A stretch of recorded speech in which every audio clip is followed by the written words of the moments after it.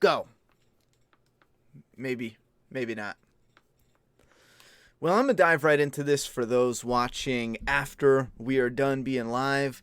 I'm going to wait a few minutes before we go into the thick of it. We are going to talk a little bit about The Walking Dead, obviously. The Walking Dead's coming back on really soon. We're going to be talking about the Predator's sexy ass, a little bit about a channel update, some cool stuff too. I got into sculpting. We're going to talk about this this mouthpiece I made. You can't see the glares. That's what happens with white people. You get a big light on them and you get that fucking glare. They disappear. Why so sensitive? What's up, Chris Taus? Taus in the house. Is it pronounced Taus or am I just an idiot? Okay. What are we doing first? First, let me fix... Ooh, you know what? First, I need to send this out to the social medias. Let me send one to Twitter. Here you go, Twitter. I'm live. Come get it. Come get some. Now I'm going to send it out to Facebook. Come get it. And Instagram. And we are all set. Let me pull up my screen so I can see what you guys are saying. I'll put the chat. That's not the chat. I'll put the chat on the screen. Pop out chat. Here we go. Chat is on the screen. And then...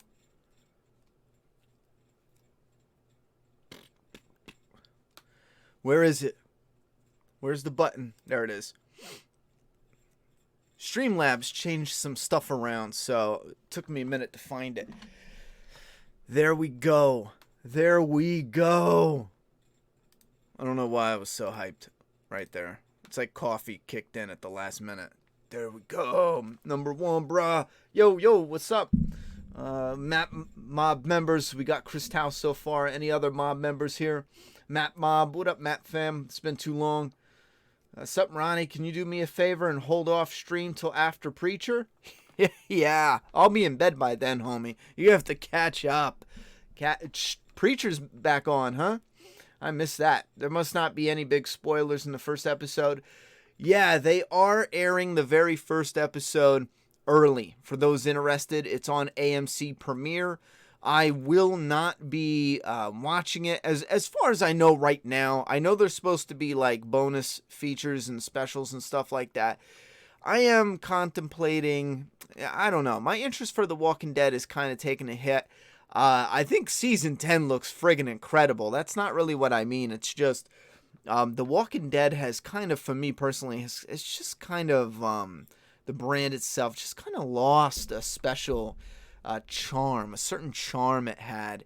And I'm waiting for season 10 to maybe bring in some new different kind of charm, maybe drag me back in. Keep in mind, I still I'm still a big Walking Dead fan, but I just don't have that extra where I'm craving every morsel of information. I know recently I moved and I've been remodeling and I've been busy with setting up content that I want to do on this channel, like setting up what the future will be on the channel, and also other stuff, different job opportunities, and working on the comic. And I'm also writing another possible story, a mini story, short story. That one's superhero related. And then I've recently been obsessed with getting into sculpting. Look at this is a little this is behind. So I've been doing a lot of shit, and there's been little teasers for The Walking Dead, little teaser tidbits, and I haven't clicked on anything. I haven't had any interest to like look at what it is or what's going on. I kind of already feel like I think season 10 will be solid. It looks solid. Why is the chat disconnected? Oh, fucking hell. What's wrong with the internet? I'm plugged in hardwire, baby. There better not be nothing going on with the internet. Anyway, season 10 looks like it'll be really solid, but I kind of feel like we're going to get a couple of the cliche big moments in the premieres and finales, and then we'll get this really slow, like dragging slow burn with the paranoia. I think that is going to be a bigger aspect to the story than I would like. We're also going to have some stuff that could be seen as filler, as far as the beach stuff. I'm pretty sure at this point in time that's all filler. Again, I could be totally wrong, but we'll see. We'll see. And I don't know. So I'm waiting for, long story short, I'm waiting to get sucked into it to opt into the AMC premiere. I don't want to pay them $5 a month just for a little bit of Walking Dead stuff. You know what I mean? And that's all it would be. So long story short, no, I don't think I'm going to hurry a review out just to get one out a week early just for those clicks. You know, it would be nice. It's probably something I probably should do. If we were mainly The Walking Dead focused, I probably would do that. But like I said, I got to stay true to the new content coming out, which is still zombie stuff. As a matter of fact, I just was searching Amazon Prime for zombie movies that I have not heard of for some neck deep videos. We're going to have, as far as I know right now, the plan is to keep the deeper into all deep dive analysis stuff, and the neck deep ones are it's weird because it's not diving deep and analyzing it, but it is just diving right in and seeing what this is. Is it good? Is it bad? Is it silly? Is it stupid? Is it high production, low production? You know, how's the writing? Da da da.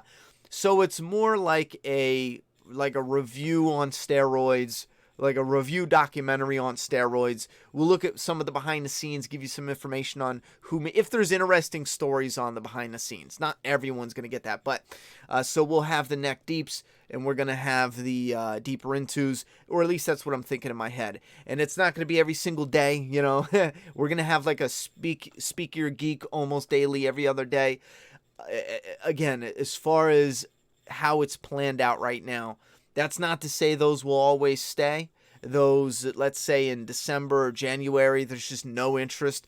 Maybe we'll drop doing the neck deeps, or we'll drop doing the deeper intos. Who knows? But we might need a few months, because the deeper intos are ones where we're gonna pump out like maybe one a month just to get started. Neck deeps we could probably do specific ones, maybe one every 2 weeks. We got 2 weeks neck deep, and then we have a lot of Speak Your Geeks. Those are ones where it's a lot of talking head until we can go out and speak with people out on the field. So let me see what else you guys got going on, and then we're going to dive into some of the comments section. Do you want me to see if I can tame this light here and show you guys what I'm working with? I've been obsessed. Ever since I showed you guys this Predator statue, I have been obsessed with sculpting.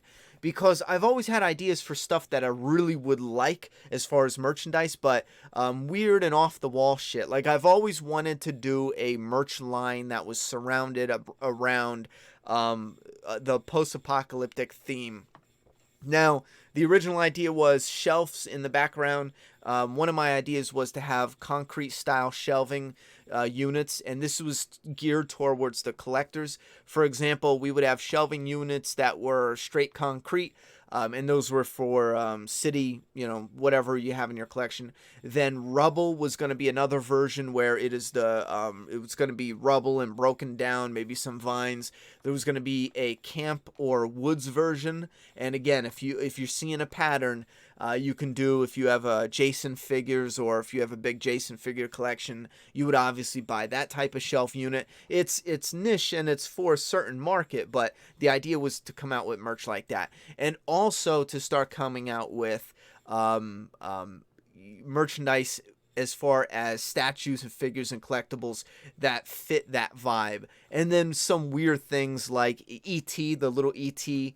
Alien with a Tommy gun dressed like a gangster. I don't know if that's out there right now, but these are ideas that it's taking two things I love and then mashing them together. I love gangster movies, and E.T. is nostalgic. I grew up on Goodfellas and E.T., you know what I mean? So mash them together so you would have the E.T. creature with the Tommy gun and maybe like a side hat, maybe even in like a three-piece suit or something.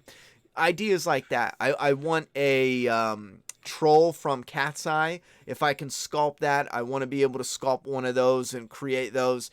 What else? There's a zombie predator, something on the list that will take me a long time, but one way somehow I want to do a zombie predator. And if you're seeing another pattern, it's taken, I love the predator, I love zombies. I already have a mix to do the zombie predator. I want to do a zombie Terminator where the human part is a zombie, white-eyed, and then the robot is still a robot. So it's still the Terminator, but its flesh is just taken over with the zombie virus.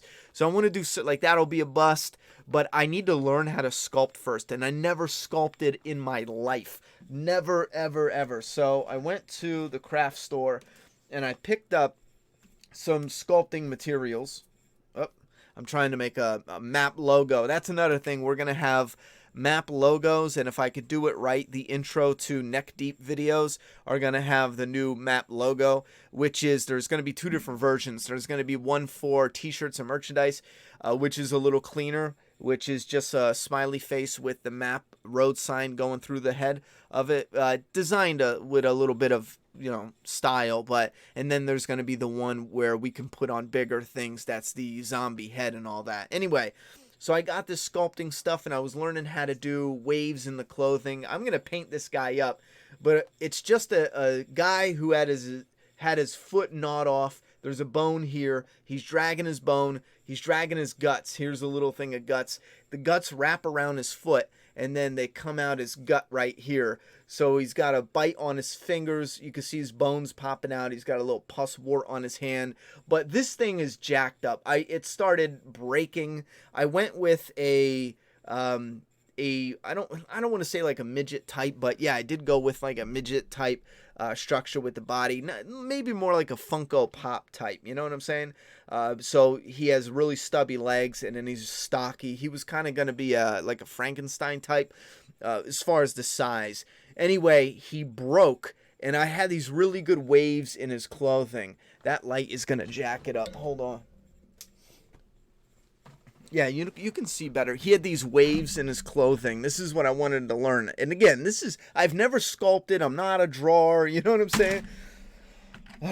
Anyway, so I was really excited because I did these neat waves in his clothing where the clothing is shooting out, and he's got this nasty wound, and his guts are falling out. Right here, his guts are falling out. It's wrapping around his leg, and he's dragging his guts. See what I mean? So he's dragging his guts along. He's got this friggin' bone coming out of his leg here, and I did the pants with some style. That hand actually came out really friggin' well. This is the very first hand I've ever sculpted in my life, like legit, not like other YouTubers where they practice something a lot. Gamers do this all the time. They'll practice something a lot, and then they're like, all right guys, my first time ever playing this game. You know, and you catch them doing stuff, and it's like, how the fuck did he know that did that? And anyway, that's also something that is out there. YouTubers do that all the time. Anyway, but legit, the very first thing I ever put together, and I got these waves in the clothes, and it's shit, let's be honest, but for me, I'm excited. I'm like, okay, I could do waves in clothing, so now I need to get facial features done. So this is the very first ridiculous. See, the head doesn't fit because I broke him, and I was trying to just mess around with this head that I wanted to paint because he's got a bullet hole in the back of his head. And then I traced it to where it exploded out the front. His eye is actually out, and you can paint his eye and put it in. Anyway, his eye's going to go on the base or hanging like by a string off his head. I haven't decided which one. But he's got these cuts and wounds, and I just cut up his face so I didn't have to do his ear. So he's all jacked up, right? One tooth sticking out of his mouth. And the idea was to just play around with gory paint.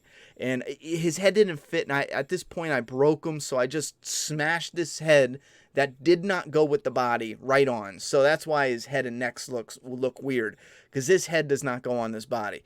Anyway, so I did the body, and I actually do like how the body came out. It was exactly what I was going for, like a bigger Funko Pop, but I wanted to paint him gory. Not a Funko Pop, like a Mystery Mini, how it's not as detailed, but it has some detail to it. And then, since I jacked that up so bad, I got so annoyed. I put this on Instagram. I got so annoyed because I said, I just fucked that up. I said, no, you know what, Ronnie? Stop goofing around. You need to learn. I just threw it in the garbage. Are you shitting me? You need to learn how to do this for real. You are starting late in the game. You have got to stop screwing around and sit there and actually put effort into something. So I sat down and I thought, I'm going to make, because I had trouble making his face. I don't know how to make a face. You know, I know what faces look like, but when you try to go to sculpt a face, it's like, holy shit, what? So I sat down and I said, and this blew me away. First try. This is the second time I've ever sculpted in my life. I sit down and I did this chin and lower lip. And I sat back and I go, holy shit, I actually did a chin and lip. Let me tweak this a little bit. And then I did an upper lip and I got like the Batman, like the lower mouth. And I was like, oh shit. So I took a picture of it and it's flesh color. So I put it on Instagram and people are like, bro, don't post your, sex toys on it. And I'm like, no, I'm sculpting. Leave me alone. I'm having fun. This is fucking exciting. So here's what I got. It is the lower mouth. It does look like a sex toy, son of a bitch. But it's oh my god, it just fell down and went splat. And it's not baked yet, so it'll crumble. And there's glue and junk on this pad, so it kind of looks nasty. It really does look like a sex toy now, because it's got like white shit on it, but no. It's glue and whatnot. So I did this lip. Second thing I've ever sculpted. I'm not a sculptor. I didn't even play with Play-Doh when I was a kid. Maybe like a little bit. But I put scratch wounds in his face there. But I actually have a chin. You're not going to be able to see shit with this lighting. I can't put the light on it because then it will... maybe I could put this light on. It will... yeah. I'll get an up-close look when I do a video. I recorded a video for the sculpting, so you guys will eventually see that. It might be on the Ronnie Hayes channel. I don't know if you guys are interested on the on this channel, but I got excited because look, that is an official lip and whatever this spot is in between whatever. And then I sat down and said, okay, I need to do a nose. And I got excited because I did a nose that is going to work out. I accidentally just squished it, though, so it's going to be a little jacked up. But I could play around with it. So I have a nose and I got a mouth. I'm going to go in and probably bake the mouth just to keep that and show that that's my first mouth. But I'm going to go in and practice that stuff again. Because I do want to sculpt stuff like the clown for Doomsday Kingdom. That's our comic. Issue 5, there's a clown in it. I do want to sculpt the clown. I do want to sculpt the rider, a rider bust, and a rider mask, like mini rider masks. And I do want to sculpt the logo for Doomsday Kingdom, which is, if you don't know, that's not it. Which is the wood, not wood, the stone with the vines on it. The stone with the vines. I want to sculpt that. And originally we had display things I was going to do with the feeding post. I now am going to consider just straight sculpting the feeding post with the grass and adding the actual handcuffs. And again, we'll be selling eventually some of these things on the website. But I got to get good. I don't want to just send out crap. And also the map logos. This is probably not going to come out well, but here's like a prototype rushed, really, really rushed example of what the map logo looks like. It's similar to the old-fashioned logo, but it's kind of like this. A smiley face with stitches for eyes and stitches for mouth. This is one of the oldest map logos that, again, we're going to go on some t-shirts. That is a simple design that can go places, and it's not like really super complex where it's tricky to put on certain printed items. Anyway, so that's the sculpting stuff, and I have been obsessed. It was weird because I was hooked on the sculpting, watching sculpting videos. And then I went and I charged like $40 to my credit card, right? And I was like, I'm not a fan of charging shit to credit cards, but I was like, I'm going to charge it to the card. I'm going to check this out. And I got home and I started sculpting and I was like, no, this was an absolute mistake. An hour later, I was hooked. I'm what is it called? Ambidextrous. Did I pronounce that right? Some people some people are right-handed, some people are left-handed. I'm right and left-handed, so I can throw a baseball with a right and left hand. I can write with right and left hand, and then when I'm sculpting or doing things, I can just switch with right and left hand. And I was doing it on these sculpts, and I thought it would be awkward with sculpting. I always think this. I'm always like, I'm ambidextrous, but no, I'm really not, because I'm not as good writing, obviously, with my left hand, especially if you don't do it, if you constantly write with just one hand. But writing's pretty much the only thing I'm kind of sloppy with. Everything else I could do with both hands like it's nothing. Even when it came to boxing, when I was really young, when we used to box, I can fight in both stance because I don't have a sloppy arm. You know what I mean? For anyone who's in boxing, they would have if they're right-handed, they would have their left hand forward, and this way their power hand, is their right hand, and they have it back.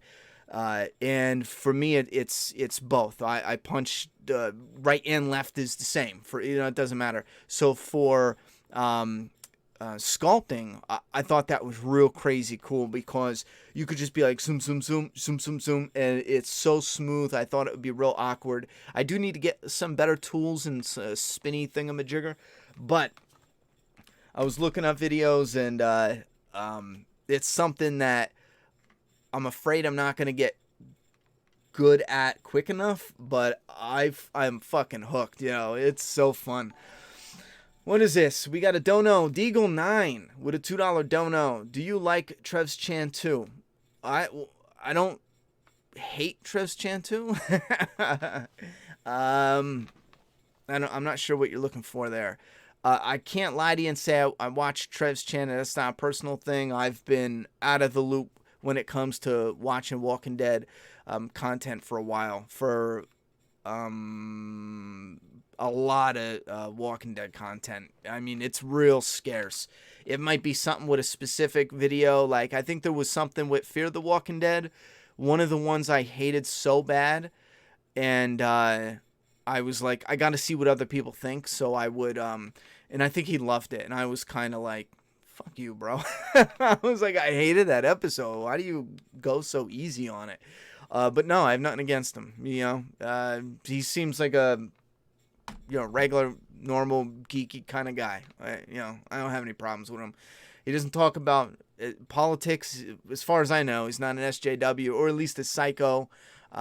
It's weird because there's normal people who are SJWs, but I'm talking about like the Twitter SJWs. They're psycho. I have nothing against him. Why are you asking though? Is he talking shit again? We'll put him in his place. Don't worry. We'll sculpt him. Logo looks cool. Thanks, Chris. Jordan Peele's making Candyman with Tony Todd, original actor. Stoked. Oh, that movie freaked me out when I was little.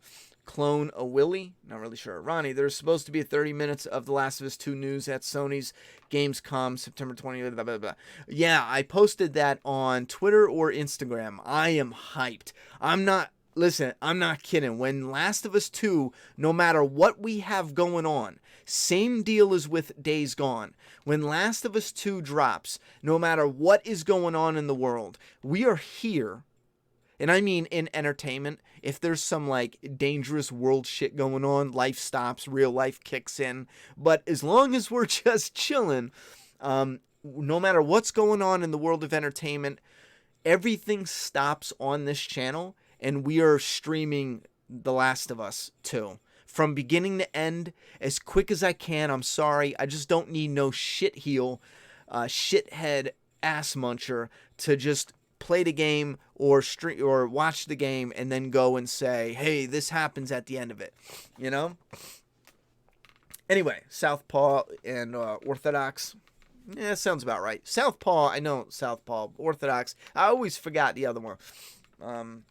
If Fear would put the same effort in making the zombies as the writing, it would be amazing. Yeah, but they're just not, so I'm done with it. Wait a minute, isn't Fear on tonight? Trev's getting sick of Fear too? Yeah. Chris Stanley, I went back and rewatched the Walking Dead first season, and I really, really want to try to word what it is about it, and I struggle with finding how to express it. But there is something different and missing. There's just something's just off. What up, Brandy Lynn? How you doing? Oh shit, neck deep. That's what's up. Hey, Ronnie, wouldn't Daryl go out looking for Michonne too if she's gone a while? Will he just forget about her? Question mark. Well, here's the problem. If she goes out somewhere, like to find something, to search for something, Daryl really, realistically, he doesn't know where to look. I mean, where are you gonna get? This is the apocalypse. I talked to. I've been talking about this for years. A lot of people are like, oh, why don't they go here, do this, and da da da. We have GPS. We usually are in areas that we know really well, so it's easy for us to just go, oh, this is there, and we can go here, and blah blah blah. But if you're out in the middle of nowhere, you don't know the area. When you go try to get around, it is almost impossible, especially to find people. It is damn near shit luck to just find people. Again, especially without having main areas to travel on. Did you see the Breaking Bad movie trailer that came out 10 minutes ago? No, the fuck I didn't. Damn. Holy shit. Hold on. I'm going to watch that right now. Damn. How am I going to... Oh, my God. I missed you. The Walking Dead YouTuber who doesn't block you for constructive criticism. Not mentioning any names. I only block people if they're being racist or purposefully... interruptive. Other than that, there's lots of people like, Ronnie, eat shit. It's the internet. You're going to get it, you know? That's why I got really annoyed when that dipshit dumbass, I don't even know who it is, some girl was like, boo hoo hoo, I got death threats because she thinks the Joker movie shouldn't be made or something like that. Something real stupid. And she went on this Twitter, again, she's a Twitter psycho. I find it's Twitter literally is full of, for the most part, full of crazies. Anyway, I don't know how us normal people maneuver around Twitter without losing our minds, but she literally was saying because she got death threats, and I'll even say, okay, fine, let's say I believe you fully, 100%. I'll believe you, because no one ever shows proof, but I'll just believe you. I think you did, because that's the internet. But she said, oh, look, all these Joker fans, comic fans, she blankets comic fans and Joker fans, and she punishes them for the crimes of the person who sent her a death threat. And this is what I hate, because you remember in season 4 and season 5, now I didn't whine about it forever. I mentioned it in a video and I kept it moving. But I mentioned it a few times, but I didn't whine about it. I just brought it up and we kept it moving. But for 6 months, I got literal death threats, similar to what everyone else gets. I hope you die. For some reason, a fire is the go-to. I hope you die in a fire. I had some shit said about my kid. About my child. And Juliet was like little and cute, super cute at the time. She's like 4. I had psychos because I did not think Beth and Daryl should get together romantically. How messed up is that? Never once did I say, Jesus, Walking Dead fans, they're fucked up. You know what I mean? They're this, they're that, they're violent, they're blah, blah, blah, blah. Never once did I say that. Do you know why? Because I'm not an idiot like this individual was, and I understand the actual people saying the nasty shit are the ones. And you know what? If I looked at the totality of them, I might have had like I got it for a while. I got like 6 months of every other week some idiot saying, I hope you die, you're a piece of shit scumbag, you should die, you're dumb, stupid, die. You know what I mean? Never I was trying to make the comparison. Let's say I got 50 messages and I shit you not, maybe 20 to 50 death threats because I didn't want two characters in a relationship in a show. And I didn't petition against it. I just said, it's not for me. Out of maybe 50 of them, I had thousands upon thousands of normal conversations, normal comments. So I simply said, these people are crazy and they need to detach. You know what I mean? They need to just, check their life. Do something. Take your life in for an oil check. I don't know. But do something with yourself. Get off the internet. Seek help. Those people, I didn't say all of Walking Dead fans because I know better. Because I see thousands of normal comments. Same thing with this girl. She gets a few bad apples who, and I strongly stand against. You could check all my social medias. I never ever talk about violence, death threats, anything of the sort, because it immediately takes away your argument, and it makes it seem like the people with a similar opinion are they're blanketed. You get like a blanket punishment, and that's what happened with this person. All Joker fans. I've been a Joker fan since I could remember, since '89. I remember going to the theater, seeing the very first Batman movie with Michael Keaton. I don't even remember sitting in the theater except for one moment where they're on the roof and he's like, I'm Batman. I remember two things. I remember the excitement and anticipation of walking through the mall, going to the theater. I remember that clearly because I remember I'm going to see Batman. Like, I'm little. I'm like, shit. Wait, it came out 89. So I'm like six, walking, fucking thrilled. And then all I remember is in the theater, and he picks him up. And he's like, I'm Batman. I don't remember anything else. Nothing. Because those two moments, for some reason, it resonated with me. That anticipation going in. Since '89, I've been a Joker fan, massive Joker fan. I love the visual. I like the character, the craziness. I love Batman, huge Batman fan. But never once have I ever said you should die because of your opinion on. Even I get disgusted that she would say such a thing about the Joker movie. Oh, you make me sick, lady. You make me sick. But the thought of harm wouldn't even enter my brain. But because I'm a Joker fan, I guess I'm lumped in all the same, according to people like this. Anyway, let's move on from that rant I didn't know I would rant about. Those people are touched. Ronnie, do you think they will make a Days Gone 2? Yes. Yes, I do. And I do want to replay Days Gone. I've been doing a lot of work. I just finished remodeling the bathroom fully. I had leftover work to do. And I had my car totally break down. Let me tell you what. I've been getting bent over and just wallet pounded. I was going to say other words, but nonstop. And I just fully finished the bathroom. And there's been a few times where I just wanted to stop working. Because I'd be doing shit from when I woke up to when I went to bed. And I'm so behind on work. I wanted to be back on the channel uploading consistently already. But I'm so behind. I just wanted to sit down and play Days Gone. I still haven't yet. I haven't played since I moved, so. But I just want to sit down and play. There's two things I've been thinking about. I'm sitting down and playing Days Gone, and for some reason, I've had this itch to go out to the living room with the big screen, the high def TV. Not 4K, but I would love to get 4K. But one day, shut the lights out and put on the movie Seven. I just have this itch to do shit like that.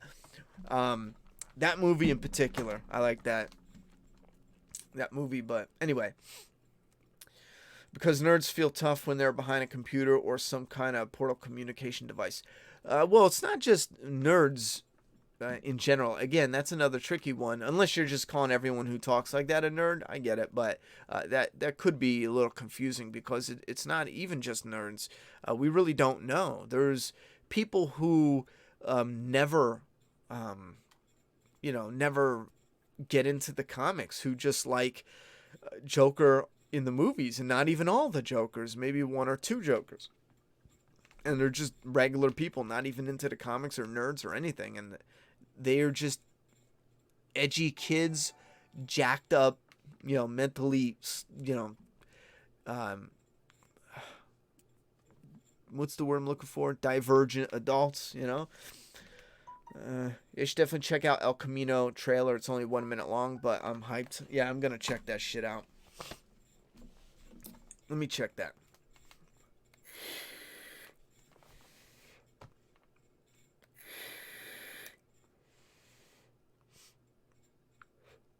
Oh, Chris Taus with a $5 dono. Thank you very much for the dono. And we'll get to Deagle real quick. I'm thirsty. Chris Taus, Doomsday Kingdom, Sculpting, Last of Us 2, The Walking Dead Season 10, Breaking Bad movie. Can't wait for your reviews and input. Map for life. I really appreciate that support. You guys don't even know how I was legit.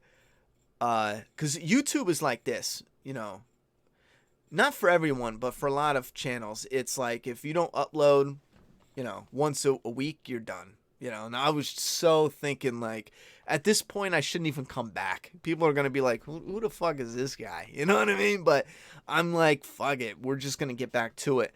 And now that I want to get back to it, I still have the videos from the move. So what I'm going to do is try to sit down before October and go through a lot of the footage I already have recorded and slowly edit them and get them in blocks and get them ready to upload on the Ronnie Hayes channel. And this way I can say, guys, I got 10 videos.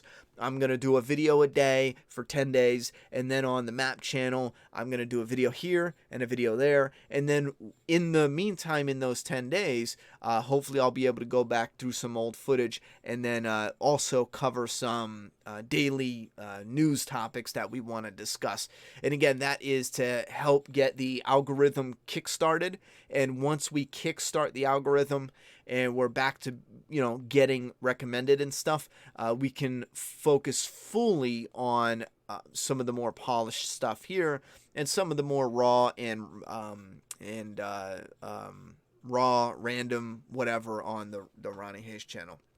But yes, we will be doing Doomsday Kingdom sculpting. We'll definitely be doing some sculpting with some live streams. I think that would be fun coming up. I want to try to set up another camera. I do want to get this one upgraded, but set up another camera so you guys can see as I'm sculpting. I think that would be pretty cool. And then Season 10, we're doing the regular reviews for Season 10, but we are doing a bonus 1-hour stream for the premieres and the finales.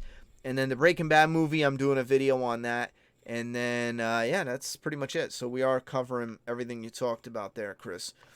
And Deagle9 with a donation. Thank you very much for the support. Do you think the new series will be as bad as Fear? I hope not, but I do not have any hope that it's going to be up my alley. Simply because of the angle they're going for with the younger generation, all that. I really feel like this is an attempt all around franchise building. I don't think this is something where someone sat down and said, hey, yo, I have this story. I feel like this is corporate going in saying, we want this audience, we're going to cast this. It feels like a corporate machine. Now, you can bring in good writers and you can work with that. Like, listen, I will risk sounding like a dick. I feel like because of my passion and hunger, and I've actually studied writing, if you brought me in, I feel like I can write a good show. And if I don't, fire me. Fuck it. You know what I'm saying? Or say I'm cocky in the chat. I don't really care. But I feel like a writer that has passion can go in and do something with it. But it just feels like something that was churned out by corporate and not a passionate decision for storytelling. Oh, yeah. Let me look up the El Camino.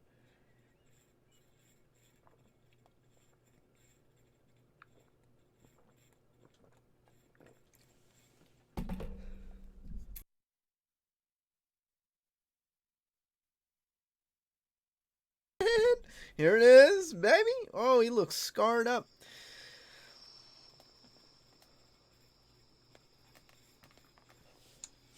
Guys, watch the trailer too.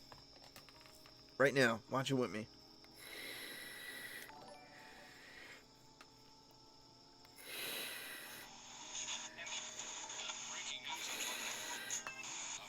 Scene with multiple victims. It started when neighbors reported hearing hundreds of gunshots fired.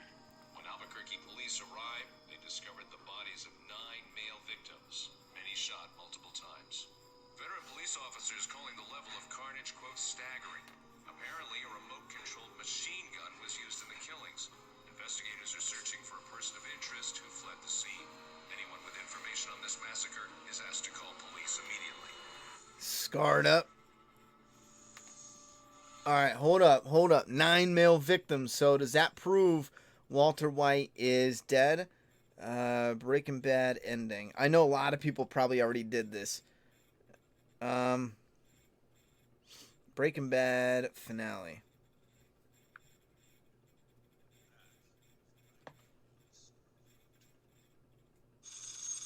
Okay. Hold on. So we got 1, 2, 3, 4, 5, 6. Fuck.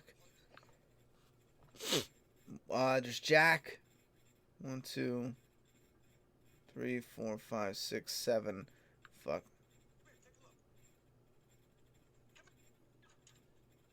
There's one outside too. Okay, so 1, 2, 3, 4, 5, 6, 7, 8. Oh, Walter White might be that 9th then.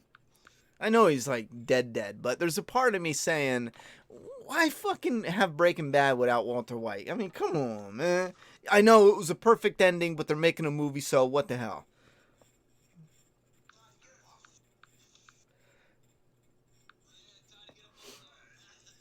Are they going to show everyone who dies? Let's see. The one guy outside. One guy outside gets clapped. I would do this on the screen, but my videos have been getting bombarded with copyright claims. Videos are being fully blocked worldwide. Some idiots from, what is that game I played a couple times? 3-hour streams. I put their stupid little game on to try it out. 3-hour stream, and they blocked my live streams worldwide for a 9-second clip of the waiting screen to get into the match. You can't be a bigger douchebag than that. Explain to me why you need to block it worldwide for a video game waiting screen and the music is shut off. So it's not even a music thing. It's like, what? All right, so one guy on the outside. That's one body that we see officially. Oh, that was a clear shot, too. We got one guy drinking the beer. We got 3 right there dead. So there's 4 total. 5. That guy. Oh, shit. He got blasted through his chest.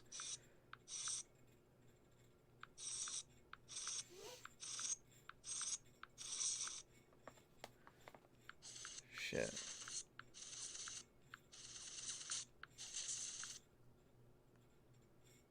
That might be 6.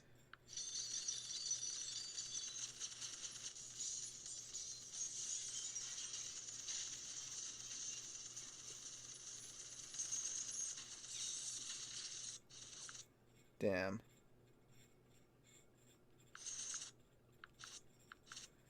When there's a split second where you can see the whole room at once after the one guy on the outside gets clapped. But I'm doing this on, oh yeah, right here. So there's one outside, 2, 3, 4, 5, 6, 7, 8, 9. Fuck. Yeah, Walter White's dead. Fucking hell. Unless there's like a cover-up where they're saying 9 bodies, but Walter White's not really dead. And don't give me this shit he's gonna haunt Jesse or come by in a flashback. No one wants Jesse's representation of what hallucination of what Walter White is. No one wants that shit. I'm sorry. And if you do, what's wrong with you? You know? Deagle 9. Oh, I'm sorry. Let's go down to the fresh. Chris Stanley with a $10 dono. Do you think they're going to try to rebrand The Walking Dead with the new series? Yes, I think that is a possibility. See, the thing with the Walking Dead franchise, especially when it comes to rebranding, it has to be set up for whichever one will take hold. Like, they don't know if the new one they're coming out with could be such a huge hit. It even overshines the original show. Not the beginning of the original show, but the original show in its current state. It could blow up bigger than that. And if it does, then they just shift. That's it. It's that easy. So they don't really have to go all out and place a bet just yet. You know, they don't have to put all their cards or eggs in one basket when it comes to that. Leave the opportunities open and then just shift your focus to the winning horse. That's all they'd have to do. Oh shit, why does YouTube keep doing that, chat? What is going on here?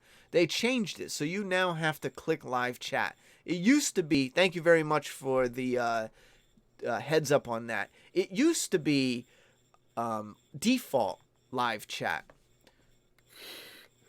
Who should be Judith's first human kill? At this point in time, we don't have not alpha, not beta, so it's gonna have to be a whisper at this point in time, unless she's not gonna have a human kill yet. Ronnie, how can you say that? What younger angle are you talking about? What younger? I'm not sure what you mean, Spin.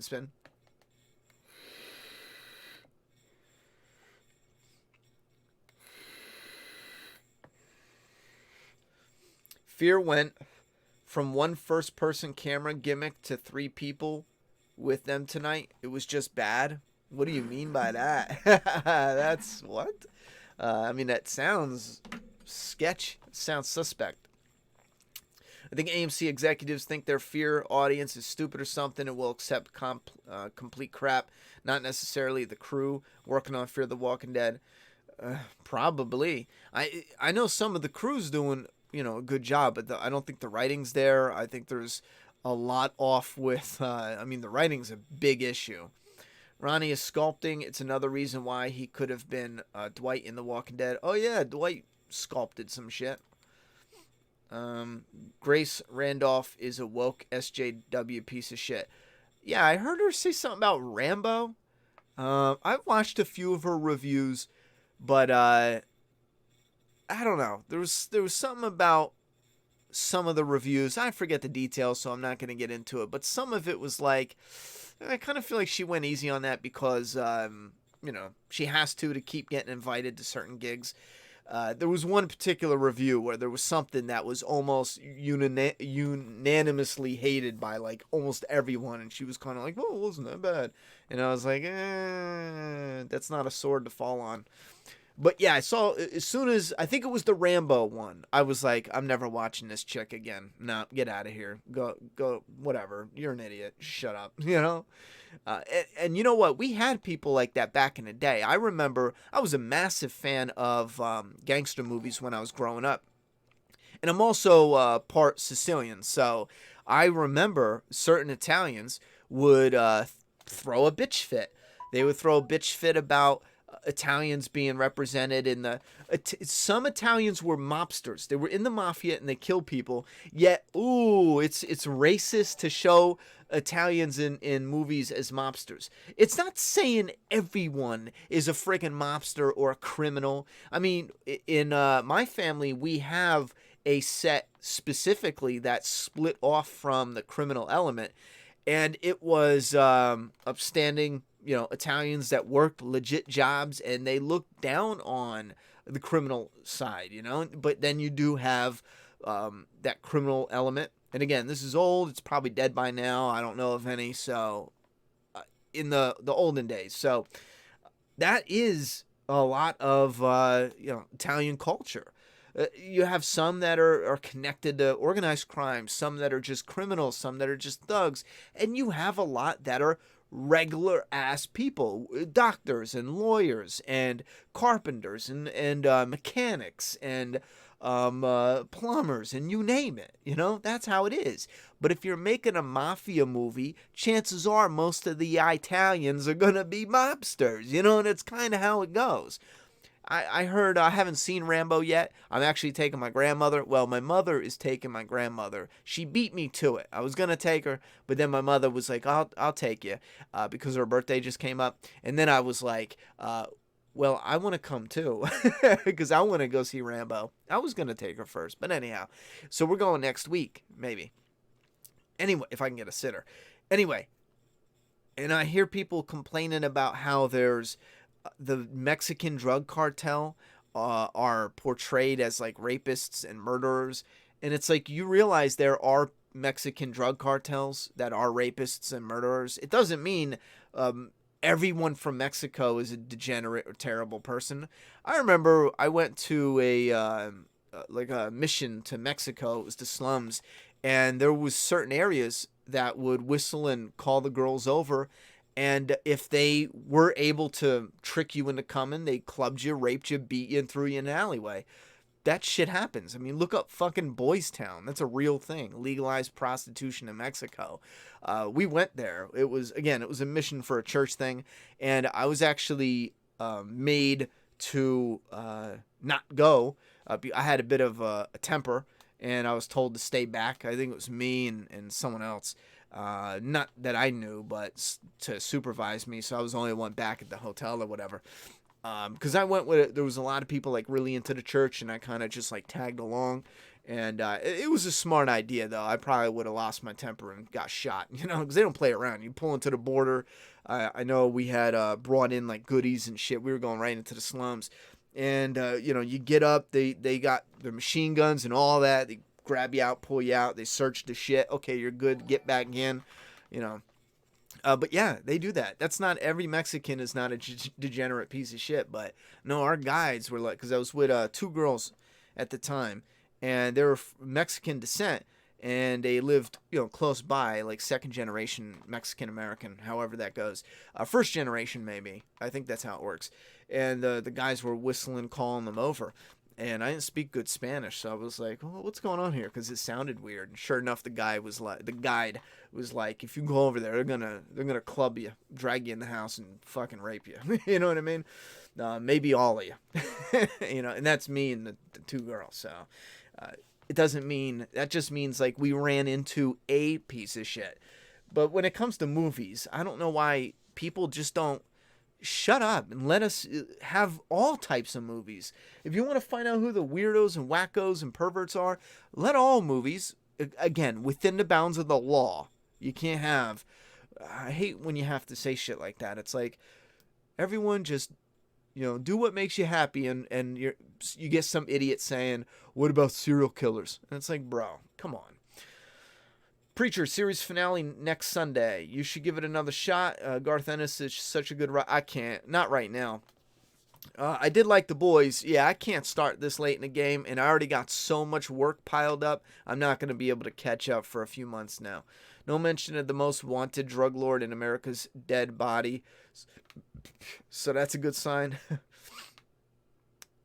Can you make the face cam a little bigger? I'm squinting at my screen. Yeah, I can make that a little bigger. I was originally going to pull some articles up, but let me move this over. I have no problem making it bigger. Sorry about that. I was going to pull articles up. We're going to talk about some of The Walking Dead. Let me run through some of these questions, and then we'll do that. Shit, we've already been on for an hour. Yeah, let me do that, and then we'll talk some Walking Dead stuff. First off, is anyone here paying to watch The Walking Dead a week early? Have you played Daymare yet or read the reviews? I have played it. I've actually uploaded videos. I have the early play thing right here. You can't see it on my screen. Oh shit, you can't see it on my screen. It would be, yeah, right here. You see in the top left corner, it says Daymare 1998. If I click on that, it'll go into the game. They sent me reviewer's copy. And they sent me a tester a while ago, and I played it, and I put it up on the channel 2 times or 3 times, and then they sent me a bigger review copy. I don't know if it's the whole game or what, and they sent it to me when I moved, in the middle of my move. And then they sent like another message saying, hey, did you see we sent you something? But I just moved, so I'm going to get to it. I would like to play it because I just got to an interesting part in the demo, and then it shut off, so we'll see. Oh yeah, get some sleep. Doomsday fan community, get some sleep. Anyone interested, by the way, Doomsday fan communities on Facebook, look him up. He's got a Facebook group. You guys can chit chat about the new issue 4 that dropped recently, and we're starting to leak stuff for issue 5. Not leak, but reveal. And we did the volume cover to volume 1, which contains issues 1, 2, 3, 4, and 5. That's going to be badass. They could have written another dead character into the movie to make 9. Yeah, sure. There could be something. I could have missed something. There could be an angle. I would have to go back and really watch it. I just watched that really crazy end part. Insomnia. I kind of like that movie. I wasn't crazy about it, but I heard the book was better. Yes, I counted Meth Damon.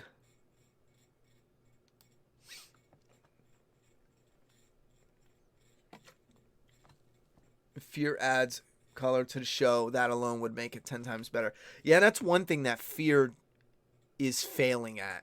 That black and white bullshit. Stop. Get some help. Deagle 9. If you had to choose how many seasons will The Walking Dead have? Well, if it's good, I'm going high. If it's not good, then end it already. You know what I mean? Let's say it stays as good as season 9. If they could keep that running, let's go 20. I mean, as a zombie fan, I want them to go as long as they can. As a content creator, I also want them to go as long as they can. As a someone releasing a zombie comic, I want them to shut down shop and you know, stop doing, because eventually they're gonna do ideas that you know, I have in Doomsday Kingdom, which I did tweak our zombies so that way there's a few surprises and it is different, so we can do things that they can't do. Like there's 2 zombies that you guys know of right now, the Weepers and Creepers. Again, there will be official names, but right now it is you'll understand. There's a part spoiler in there, but something with our stage 1, the Weepers, they can't do. And I think it adds a crazy, creepy, very fun and different twist to what we can do with zombies. And 2, it completely eliminates something that most zombie shows have a problem with. And we'll talk about that when it pops up, but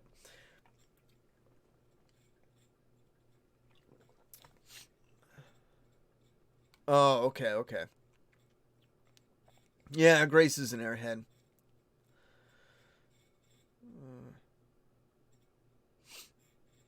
Hey, Matt, I'm as well as I can be. Yeah, I already talked about the Walter White thing, but there's a way for them to write it to where, you know, he could do a few years and that's it. You know what I'm saying? Feels like an intervention with 3. Wait, feels like some intervention with 3 characters walking around with cameras interviewing everyone, and all Rick had was a Polaroid.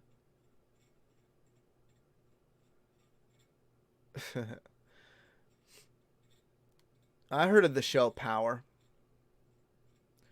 Heard the Rambo movie was horrible and the last 8 minutes was the best. I heard a mix of things. I heard people say it was downright glorious. We watched a movie. It's 2 guys. If you haven't checked out that channel, they do a lot of horror stuff. We watched a movie, I think it's called Fan Frickin' Tastic channel, just two regular dudes talking about shit they love. Great sense of humor, uncensored, unfiltered. It's like guys you go to work with. You know what I'm saying? It's like guys from work, just regular American guys, kicking it, talking shit. And I'm pretty sure they loved it. They had some issues. Obviously, I heard a lot of other people. I heard some people who said they absolutely hated it. There was some ridiculous stuff, which is weird. One person was like, it's a total mess and it ruined Rambo for me. So for me, it sounds like it's all over the place from the reviews I heard. But I have heard the people who love it, they love it all the way. So I think Rambo's a tricky one. Even the older Rambos, there's some of them where you either love or hate, pretty much. And yeah, even the older Rambos are corny as shit. You watch some of the older ones, and you can actually picture the parodies like Hot Shots Part 2, where it's like, remember when he walks up to the gate? I still remember Charlie Sheen's like, shit, the gate is locked. And it's like a gate that goes waist high. And he goes, it's locked from the outside or something like that. Because he can just lean over and open it. Well, whatever. Deagle, do you still play Fortnite? What season's your favorite? I don't have a favorite season, I don't think. I don't play Fortnite anymore. I was contemplating playing it again when they came out with a Batman skin. But to be honest, I'm just not into it. I would absolutely love to revisit that game and play it some more, but I can't keep up with people who play it like it's a job, like they got to be the best in the world that's ever done it. I can't keep, because I got shit to do. I can't sit here for 10 hours a day, trying to be build master. I can't do it. So I think that's one area where Fortnite went wrong. If there was a way to separate somehow people that do tournaments and that are psycho players, I think there is a way for the most part.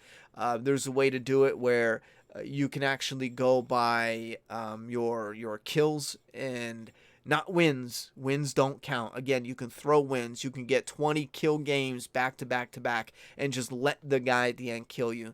But go by your kills. Everyone with 100 to 1,000 kills in this lobby. Everyone with 1,001 to 5,000 kills in this lobby. Everyone with 100. So I feel that would single-handedly, almost immediately, change the whole game to bring players back.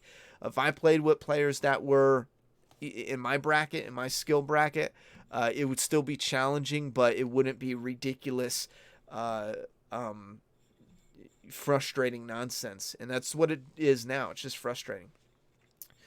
Talk about Doomsday Kingdom. Up and coming first volume after Tears and Terror, of course.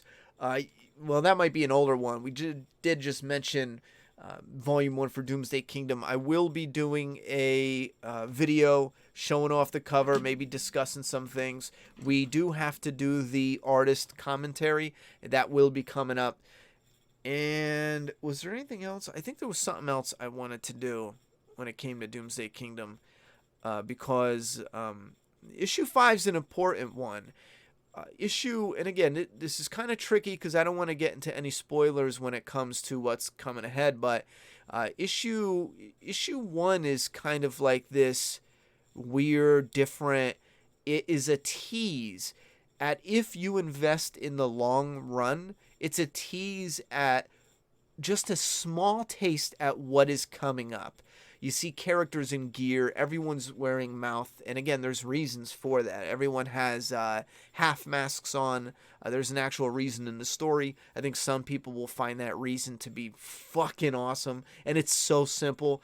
And it makes a lot of sense. But there's another reason as well. And that reason for some might be really cool. But you get a little tease at what brought these characters to this area and what story is going to lead up to that point.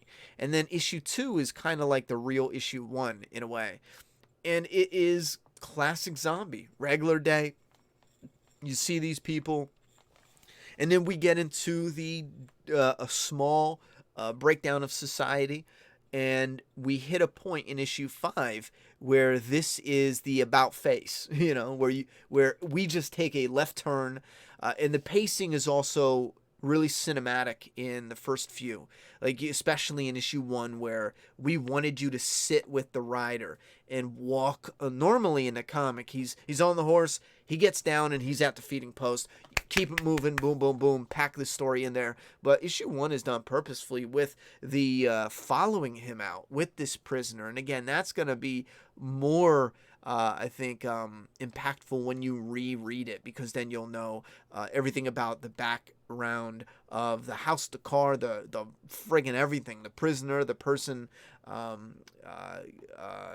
watching them, the rider. You'll know it all, and it'll have this different meaning.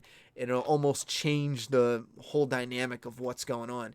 And then, like I said, issue 2 and 3 and 4, very cinematic in its pacing, and watching a character go into a restaurant and explore and examine. There's blood trails, and it finds Katie and blah, blah, blah. And then that issue 5 is where we kick off, and it sets up what is going to stop us dead, where zombie stories normally go. The breakdown, strangers come together, and then we do the generic now, overdone, everyone does it. Find a place to stay, bunker down, strangers that don't get along, getting along. You got the racist, the black guy or Chinese guy. You got the hillbilly. Sometimes it's all in one. You got the cop. You got and I said that, but those are all Walking Dead characters. I didn't mean it like that, but there's a lot of them that utilize law enforcement, especially. That's an easy go-to because obviously. But you'll have the thug. One of them, there was a thug. You'll have the SWAT guys. You have all these different mix and blend, the TV crew and blah, blah, blah. And then they come together and eventually they become friends. That's the standard fare, right? Find a place to go with strangers, bunker down, blah, blah, blah. So issue 5 sets up something where it's like, we're not doing that. We have strangers. We have people that are family, best friends, co-workers. These are people that know each other. And again, that's very different from Hollywood. Got to have all the strangers with the conflict, slap them together, Odd Couple style. This is more done on a more realistic slant where you're going to have people who want to search for their family members, their parents, kids, their uncles, their nieces, nephews, cousins, all this thing. They're going to want to linger around their personal possessions. Is it really that threat? Do we trust the government? Blah, blah, blah. So, Volume 2, what we set up in issue 5, I can't even tease what. If the last page is anything, I love how the last page is in issue 5, but Volume 2 is this, okay, you thought you were going to get this same old zombie story with the strangers and blah, blah, and then, boom, we're having fun. Volume 2 is fun and different, and I'm so hoping that especially people who just want a Walking Dead clone, I'm so hoping they just stay along for the ride and don't bounce out, because it is nothing at all like a Walking Dead clone. But I think some people will still love it. And I'm talking about the people who just want a Walking Dead clone. I know there's bound to be a few of them, but this does take a fun, different. I don't think it's ever been done before in a zombie genre, so it really should be fun. But I just want to be on issue 40 right now, because it's really hard the way it is structured, where you take little tidbits in multiple issues and you'll get to issue 40 and you'll finally have all throughout that, you'll finally have all these tidbits that create one whole to a part of the story or a part of the world.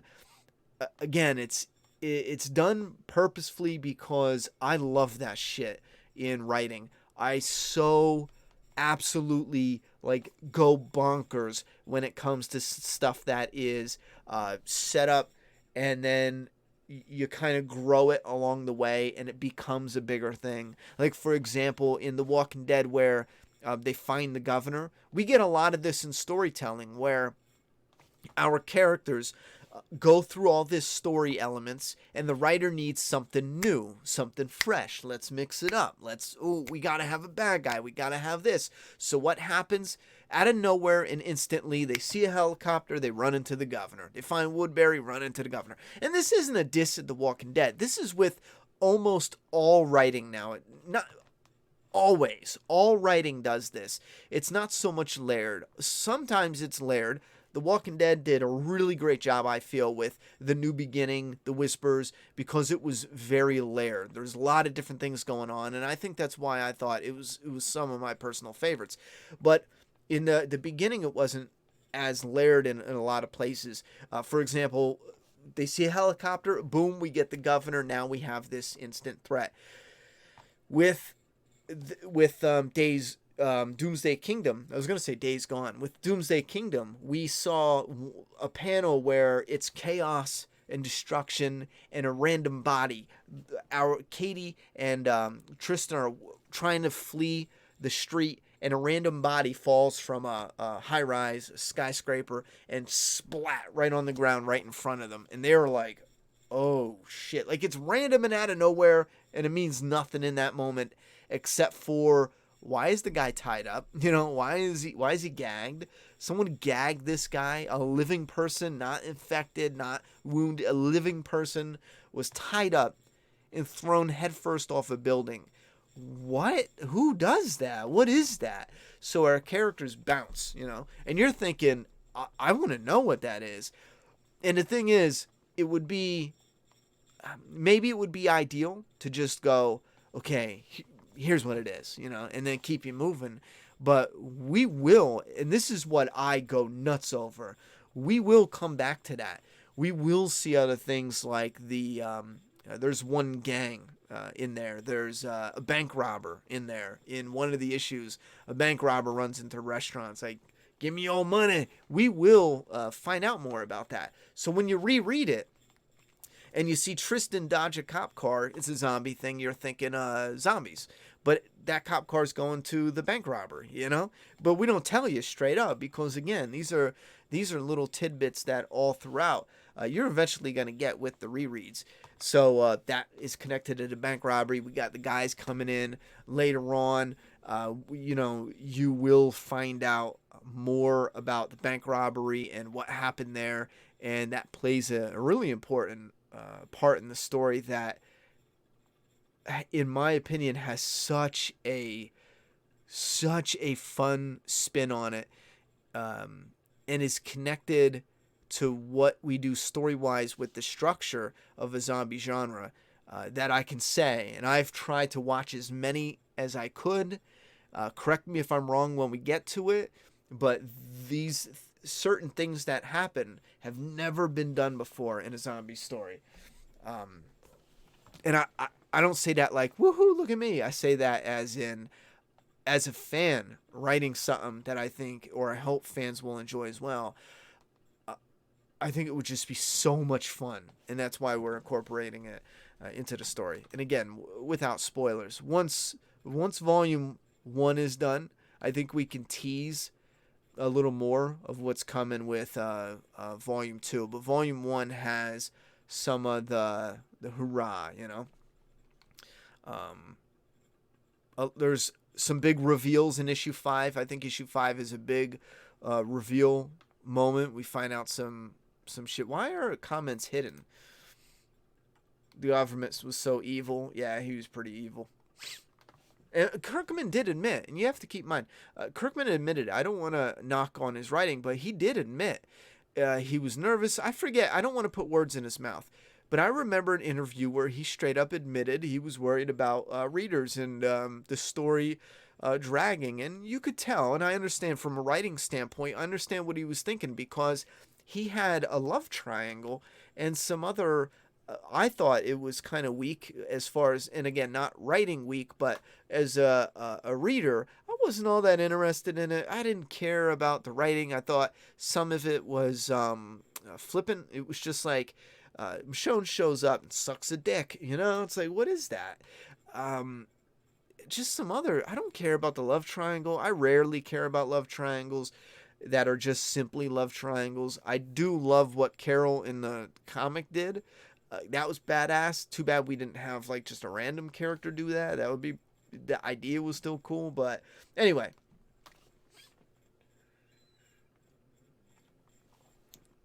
Let me back it up because I think we missed some. But yeah, like I was saying, he said he was nervous about it, so he added the governor, and he had Rick get his hand cut off. If you go back and read or watch the old interviews, he specifically talks about that as something. Let me see what is going on. Oh, you're watching early? Anyone else? If a fan wanted a selfie with you, would you take one with it? If anyone wants a selfie with me, I would take a pic. Hell yeah, I would take a pic. Why not? I don't see any reason why I would be like, no, bro. If anyone in the map mob wants to take a pic, we're gonna take a pic. Except for dick pics. I don't do those. Fire Bro with a $10 dono. Thank you very much for the support. Sorry I ran my mouth and I didn't pay attention to the beep beep beep with the supports. I'm not trying to sound weird, but this channel means a lot to me. Life has been kicking my ears since I graduated. My rear since I graduated high school, so watching your videos and streams make it a bit better. Thank you, bro. Well, that means a lot to me. I appreciate that comment. I'm not kidding. Life's been kicking me in the balls for a little bit. This move was, my God, it was... I mean, it was an absolute disaster when I first moved in. It was one problem after the next. I told you guys, like, the shelf fell off and almost literally killed my daughter. It was madness. There was bug issues with, there was a crack in the foundation, so all these creepy crawlers were coming in and had to find the where it was coming from and remodel in the bathroom, and we had to redo this room, redo the kitchen. Oh my God. Anyway.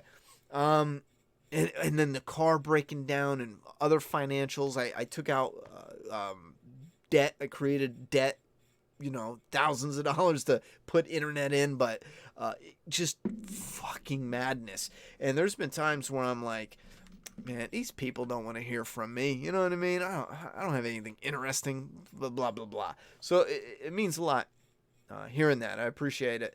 And thank you for sharing. And I'm glad that you can pull something from the videos and us hanging out. Deagle 9. I mean, what season do you think it'll end on? Are you talking about The Walking Dead or Fortnite? Fortnite's going to go, for a long time right now. But The Walking Dead, I don't really know. Because it's not about the story.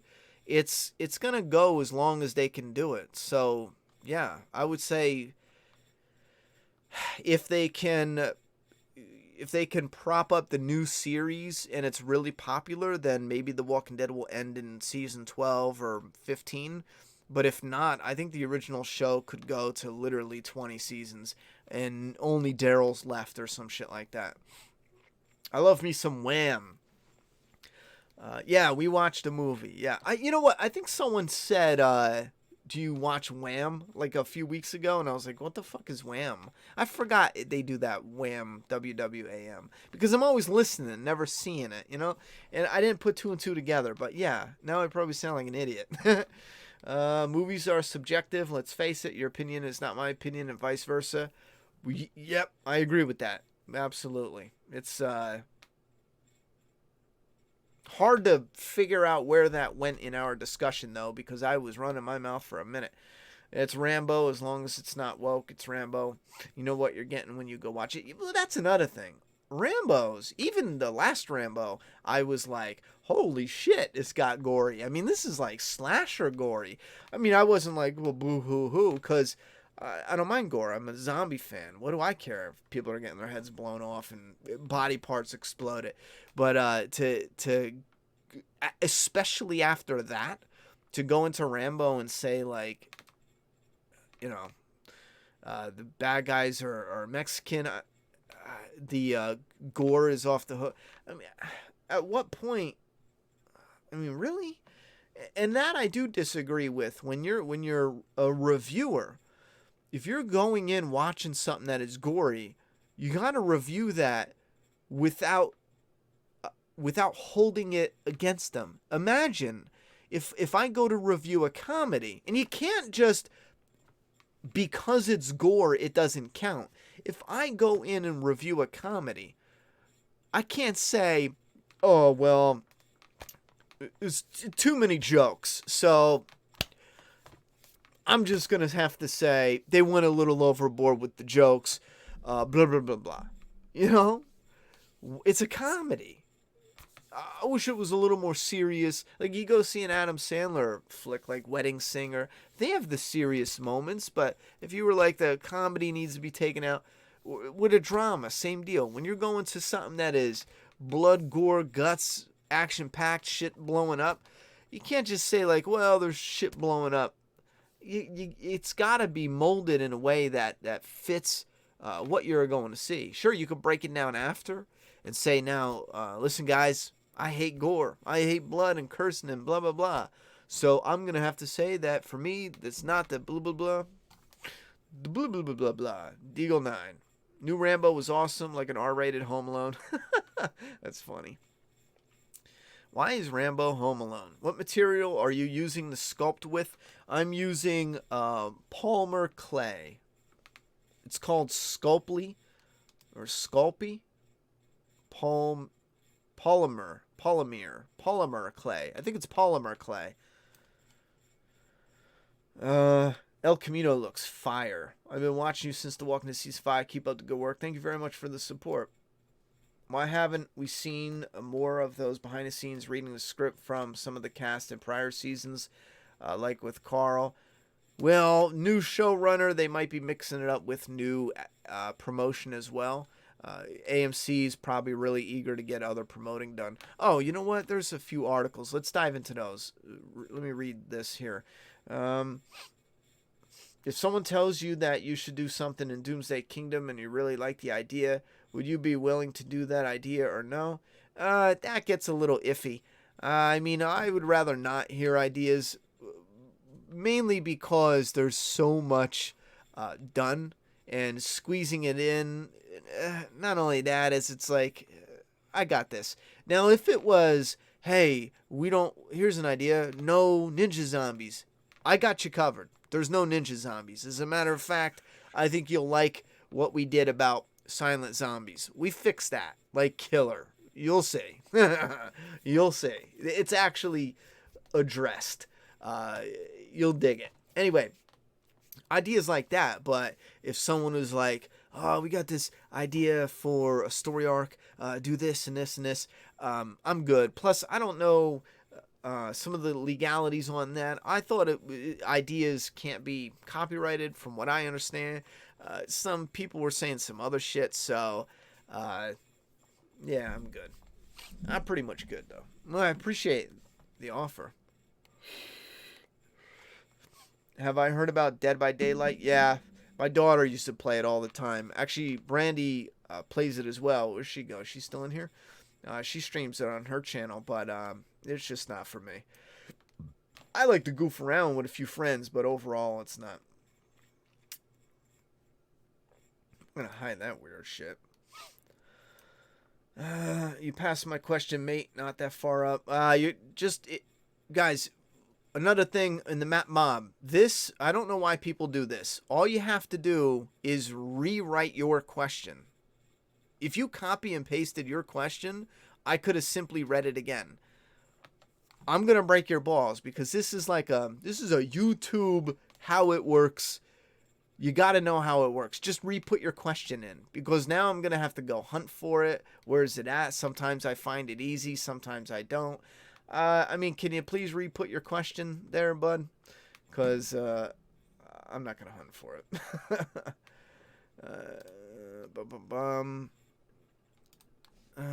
Not only that, imagine the people doing super chats for questions, and then I'm going, taking time to hunt for people's. They'd be like, holy jeez, what the fuck is this guy doing?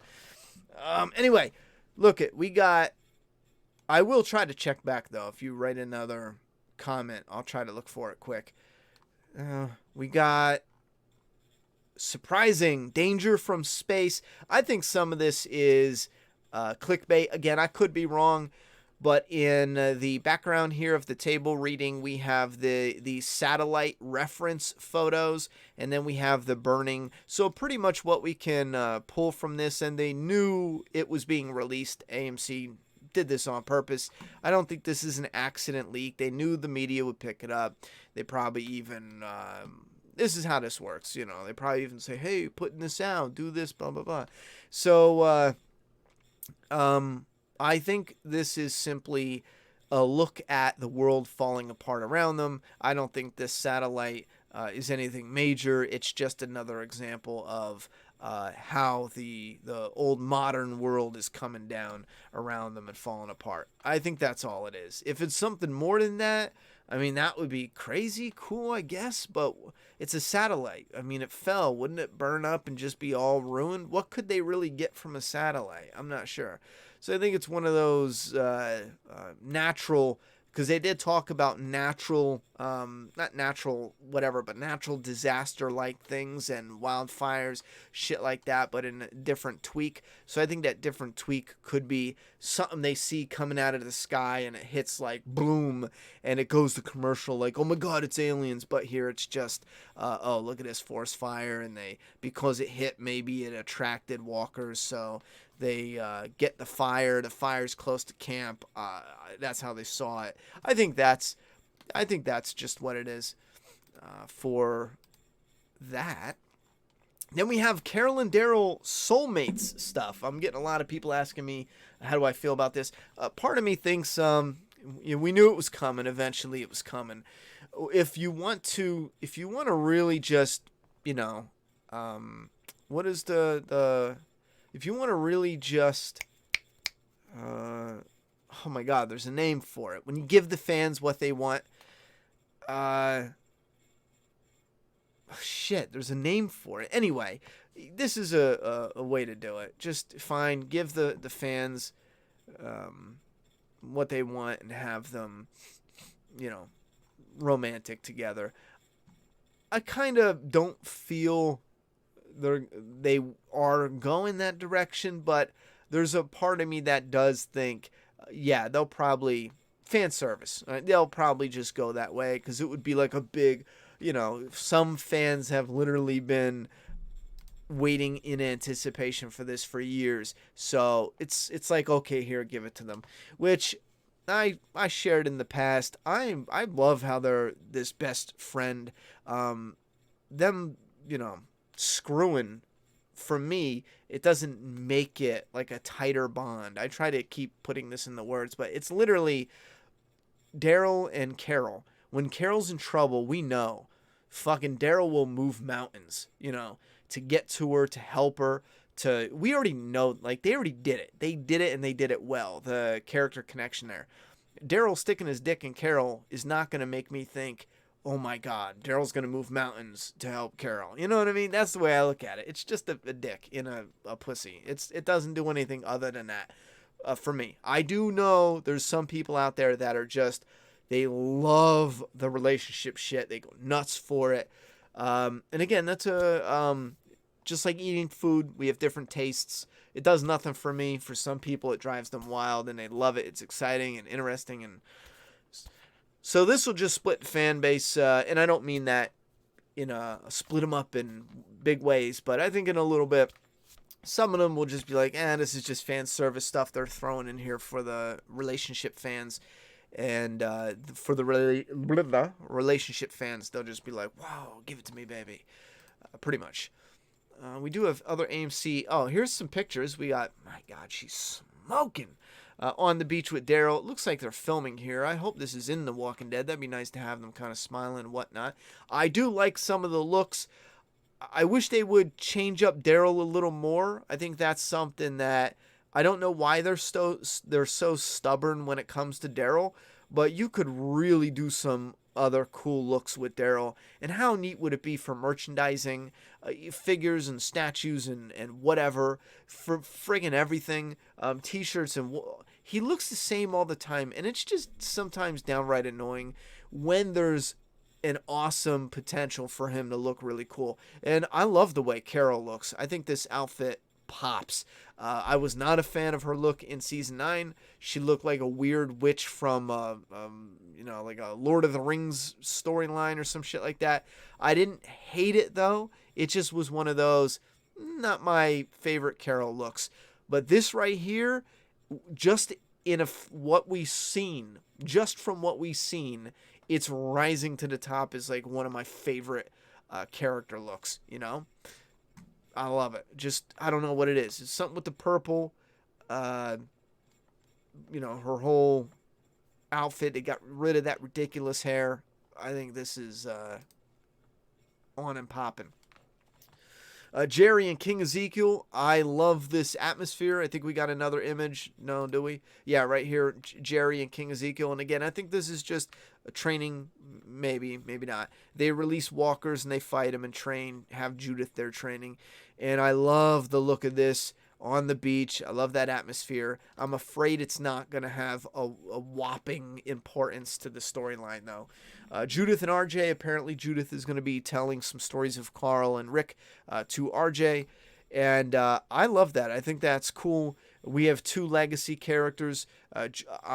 For those who don't pay attention or don't really focus on that stuff, legacy characters are characters that get an automatic bump up simply because they are related to big characters, legendary characters. That's why they're legacy characters. We have Judith Grimes and RJ Grimes, and I do think AMC will keep them both alive because they are cash cows.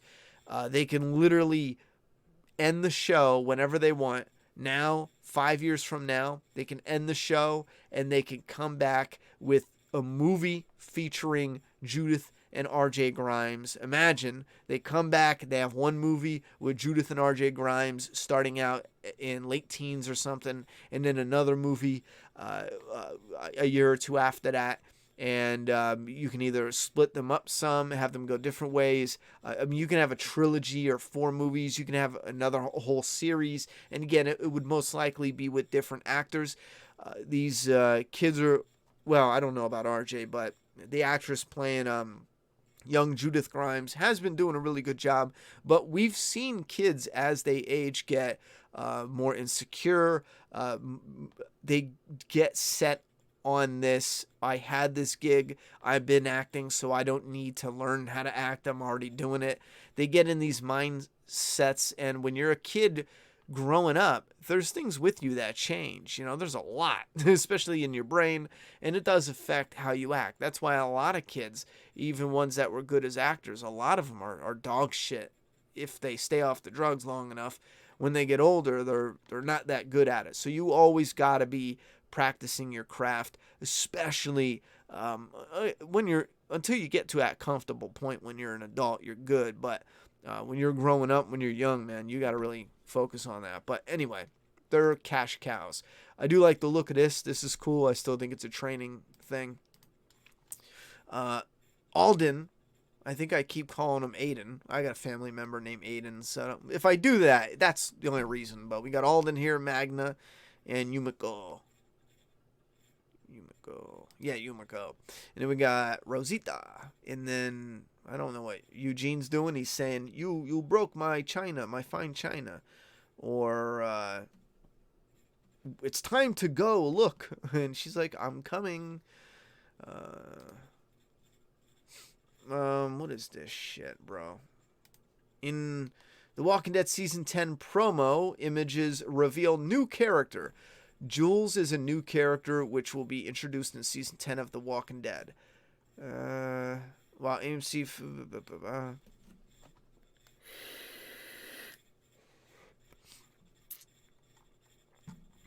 Is there anything in the article here? There is a character called Jules. However, it seems unlikely that the Jules appears in number 7. Only makes it so far as number 14. Yeah, that's probably not the same. Alright, so just another character from Oceanside. Alex, Jules. Alright. I think that's it. She kind of looks like the girl from Lost in a little bit.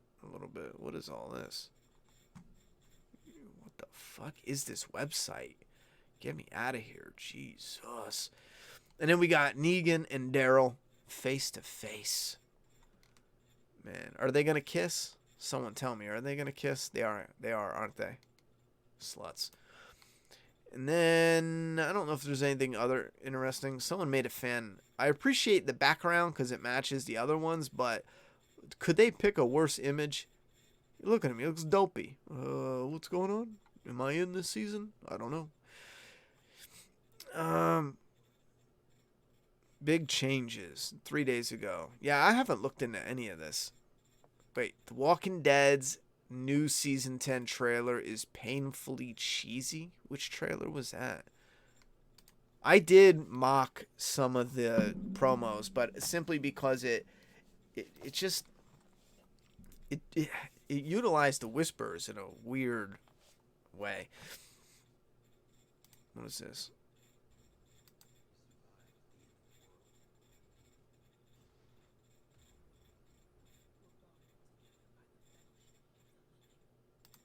Well, you know what? I think the visuals I love. I love some of these visuals. I think they could have done without some of the voiceover. Maybe that's what he's going with when cheesy. Some of it is a little... And this is another thing that pulls at me a bit with my interest with The Walking Dead. Some of the earlier stuff, it was heavy without focusing on it being heavy. And I think that really works when it's drama and when you're tugging on the heartstrings, you know? And I think that's what I love so much about The Walking Dead early on, because it just showed characters struggling, fighting, and how it means to them, you know? Later on, we get these promos that are just soaked in the importance of friendships and bonds, and don't get me wrong, that's not bad, it's not, you know, it's not terrible, and it's not something that they should totally avoid, but they lay it on a bit thick when the product does a lot of the speaking. So when you're also saying what the product is doing, it's overkill. And I think that's sometimes what they do here with, we must come together and we live and we fight the old. It's like, we know, we've watched you for 9 fucking years, you know, we're going on 10 years, bro. You don't gotta tell us, we know. Maybe that could be what he's saying. So it's just a promo designed to get people all hyped for it, blah, blah, blah, blah.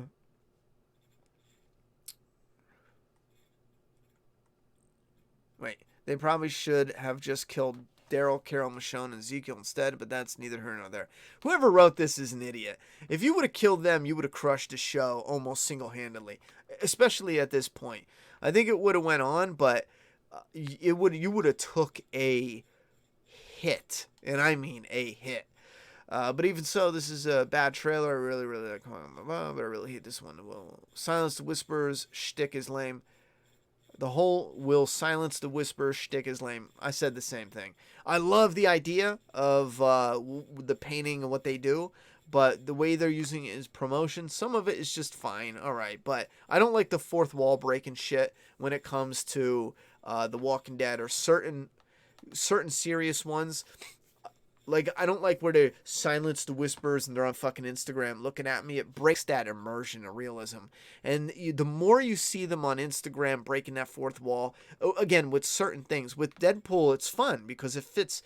But when it comes to The Walking Dead, when they break that immersion, when you're watching it, it reminds you of the actor, not the character, more. And again, it's a weird way to put into terms because, yes, when we're watching it, we all know this is fake and make-believe and blah, blah, blah. But there's a certain level of immersion. Like, when I was watching Sophia come out of the barn, like I said, that's probably one of the, hands down, for me, one of the most amazing moments. Like, that was a moment, you know, I'll never forget watching that, just being like, whew, you know? Certain TV and movies can do that where you don't focus on it a certain way, but you're sucked into the story of it and the characters of it. And for some people, they're easily sucked in. Everything sucks them in. Bad, good, doesn't matter. But for me personally, with the fourth wall breaks with some of the trailers, I hate that shit. I hate it so damn much. I think that's probably why I skip a lot of it. Anyway. Whispers are pretty bad, alright. It's kind of description, but I don't know what he's trying to say, though, about why this is lame. I think this person is just writing to write. Because, you know, they got to fill their quota. Like, and this is, again, who is this person? Forbes Figures. Still, this is a bad trailer. That's all we're hearing. We're not hearing breakdowns of why it's a bad trailer. We're just hearing it's a bad trailer. No, for real, it's a bad. I support Angela Kang, but this is a bad trailer. Well, why though? What exactly? Is it the voiceovers that are cheesy? I mean, give us something. Does he? Wait. Are you kidding me? Who put this promotional together? Is fear the writing comment? Again, a lot of word salad, but get to the fucking point. Do y'all really help and defend one another for that reason? Maybe try to be more obvious next time. We help one another and defend one another so that we can be safe. Oh, yeah, that line is pretty lame.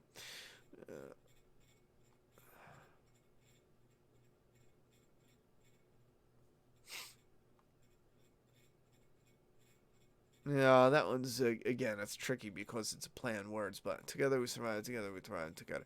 Silence whispers, oh good Lord, kill me now. The rhyming hath begunneth in earnest. Alright, so we got a little bit of detail, and then he ends the article. We got a couple things. Yeah, again, so the dialogue, blah, blah, blah.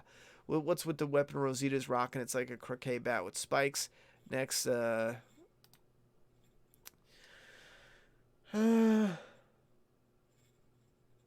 might work. I mean, it's not gonna kill a walker, so I don't know what the fuck she's doing with it.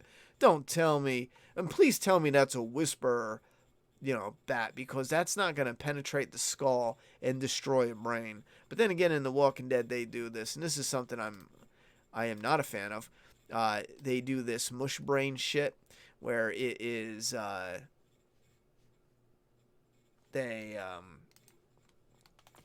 and the whole brain just mushes. I am not a fan of that. I am so freaking thrilled for Doomsday Kingdom. And again, The Walking Dead can do whatever it wants. I love variety, but I love how in Doomsday Kingdom, the skulls they're not rotted like they shouldn't be rotted like that, but it's made that way for the easy, gory fun.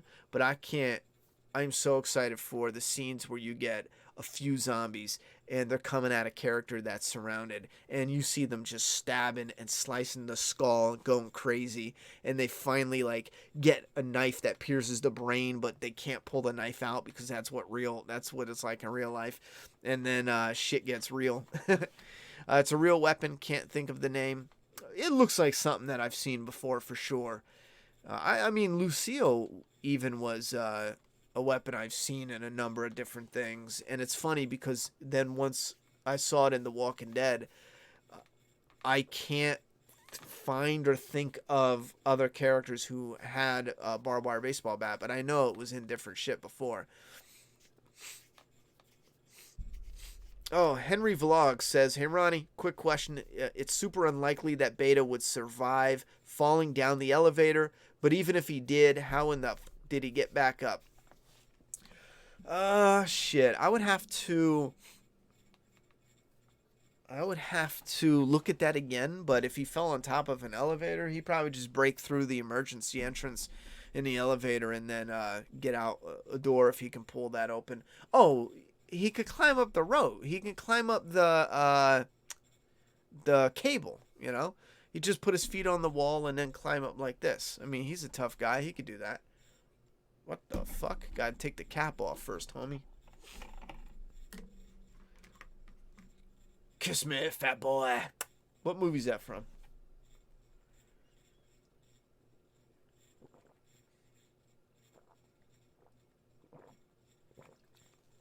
Stryker says, I'm so freaking happy they kept Rosita alive. She's a badass character, and she's been there so long, so it's good to have old characters still in the mix.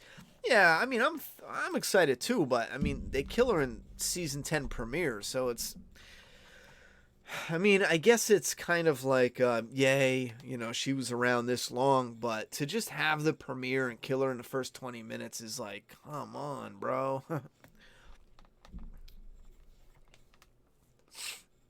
I'm kidding though. They don't kill her. Did anyone fall for that? I thought it was funny. Anyhow, oh, you know what else I'm excited about? I gotta start watching this soon, but a little sneak peek. I got my DVD of the movie that terrified the absolute shit out of me when I was like 7. One of the very first horror movies I can actually remember watching, and it traumatized me. And if this is the right one, it traumatized me for old people. I remember my mother used to work in a nursing home when I was little, and I remember going to the nursing home.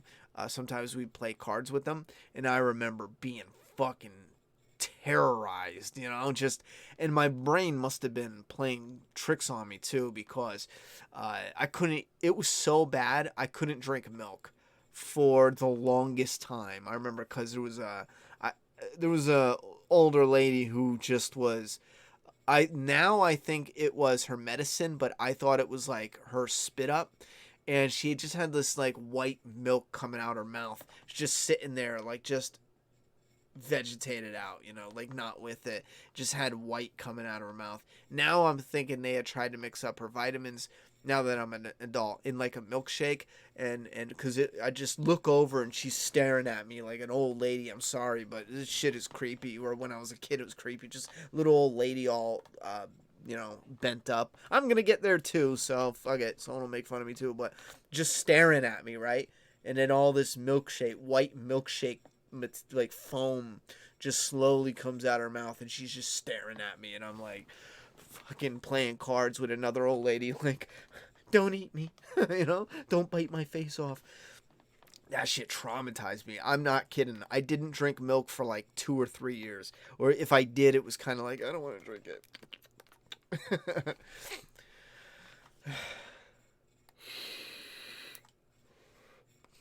So that is if it's the right movie.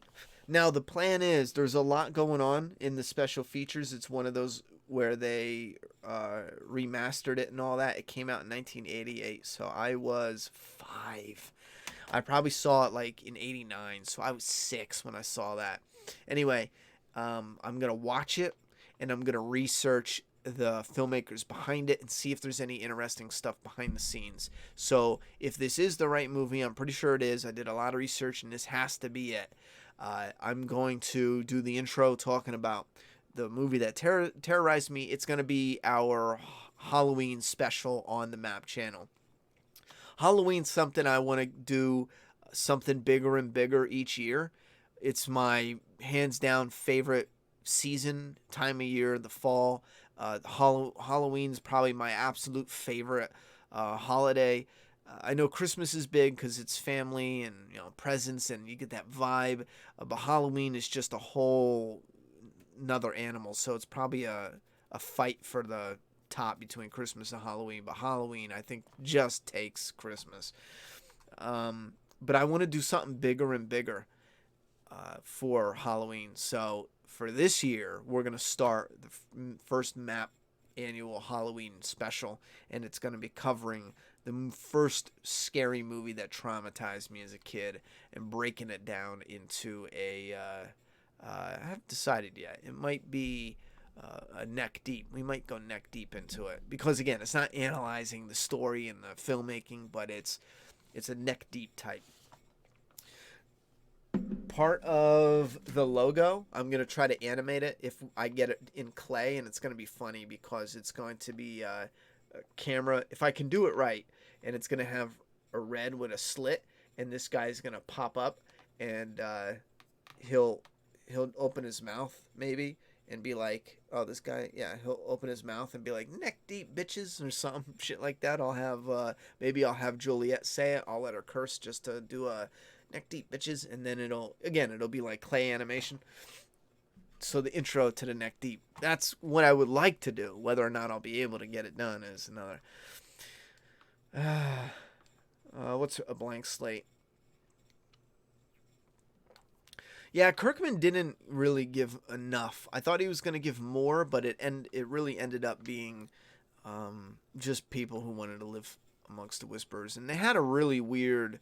Like, I remember when Negan killed certain person in the comic, and I said, well, there's no way that they would do this because that doesn't make any sense. And sure enough, Kirkman did that in the next issue, and I was like, or didn't do it, but he mentioned, well, should Negan be in charge because he defeated the challenge? And I was like, that doesn't make any sense. So your enemy can sneak in, take out your leader, and I'm talking hypothetical here. I'm not talking like what happens.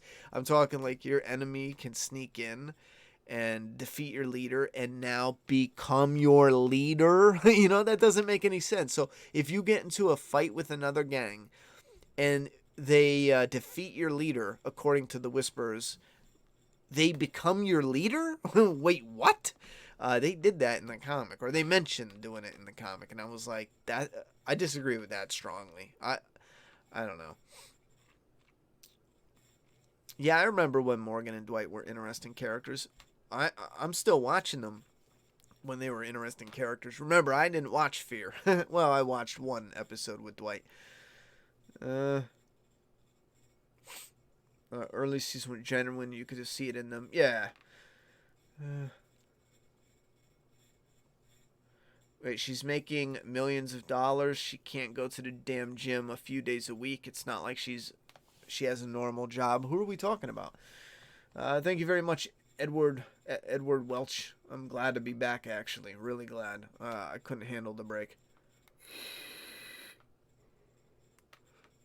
Whoever wrote what? I'm out of the loop here. What's going on?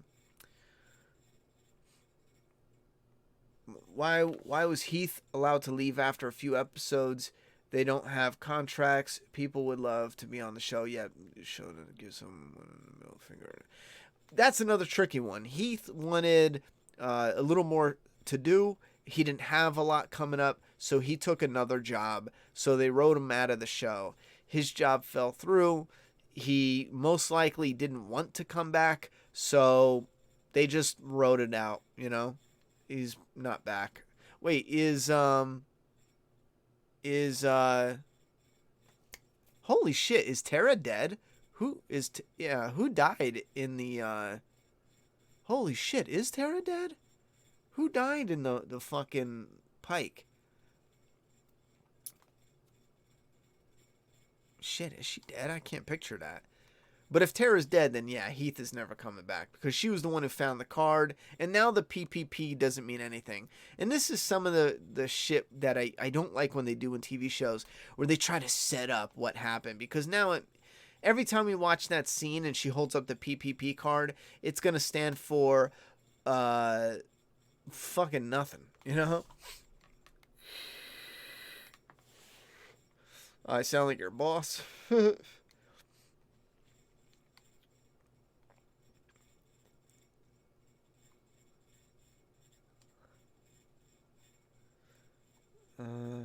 Let me catch up with you guys.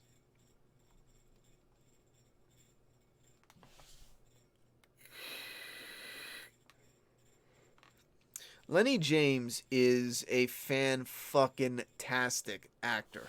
He is not a terrible actor. If you don't like him in Fear, it is Fear's fault.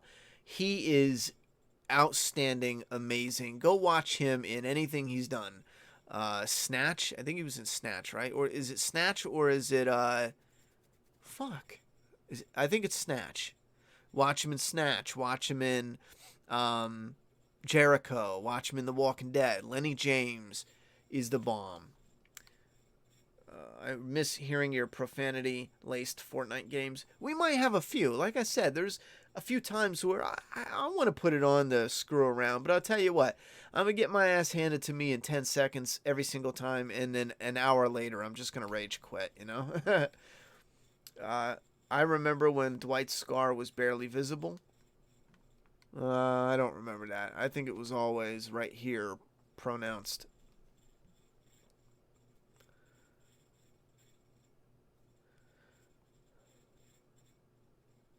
Oh, whoever wrote the article for Forbes is an asshole. Yeah. Forbes has a lot of assholes on the team. Uh, yeah, I saw the new Breaking Bad. Yeah, Tara died. Tara and Enid, dude. I remembered Enid, yeah, but I was drawing a blank with Tara though. And see what I mean? Like Tara, killer, keeper. Tara is just like an absolutely forgettable character. And again, it has nothing to do with the actress. If they had Tara doing something, I liked her. Like when she helped Glenn, I was cool with that. When she told Maggie, like, listen, I was there, man. I fucked up. Like I'm sorry. You know, I was cool with that. She had certain interactions. I was cool with that. And then it really felt like, all right, this character, you know, has really gone as far as she, and then she keeps going. It's like, well, this character definitely, you know, she keeps going. I don't know. Just tuned into the stream. Thoughts on El Camino? I thought it was awesome. Would you like Walter White to be alive? If so, yes, and why? Well, here's the thing. Yes, the ending to Breaking Bad was perfect in my eyes. Do I want Walter White alive? If we're watching a Breaking Bad movie, yes. Why? Because it's Breaking Bad. And here's another thing. It's only a movie, so they can absolutely do Jesse only in an hour. It's only an hour and a half. It's a movie. Even if it's 2 hours. It's simple. Boom. He's on the run, blah, blah, blah. Now, if it was like, I don't know, 6 episodes, 8 episodes, I'm sorry. I want Walter White. Like, I love Jesse. But you got to understand, there's a friggin' a yin and yang there. You know what I'm saying? Like, I want that yin and yang, baby. I don't want just yin or just yang. I'll be out of whack, out of harmony, out of balance. You know what I'm saying? So, yeah, I would risk ruining the perfect ending. And it's something, again, it's something that in the storyline, it's already there to weasel around that.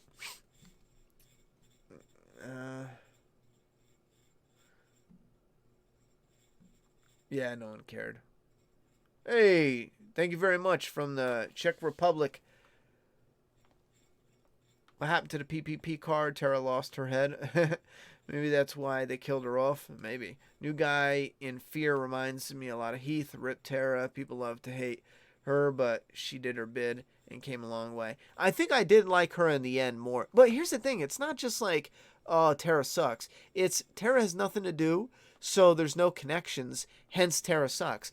Again, it's not like she just sucks. It is literally you lose this connection with the character. So then when you see her constantly, or then you have to watch a whole episode, you actually kind of develop some animosity towards the character. It's like, bitch, I don't want to watch you. Why are you on here for a whole hour? Who did you kiss ass to? And again, I'm just saying, like, I'm being extra out there with it, but that is a flaw I feel they did in the writing. There should have been more to do. And don't give me that Oceanside shit, because that was weak. They should have had her built up earlier on, but she just kind of was a straggler that was just kind of there. Yeah, casual fans would not remember Heath.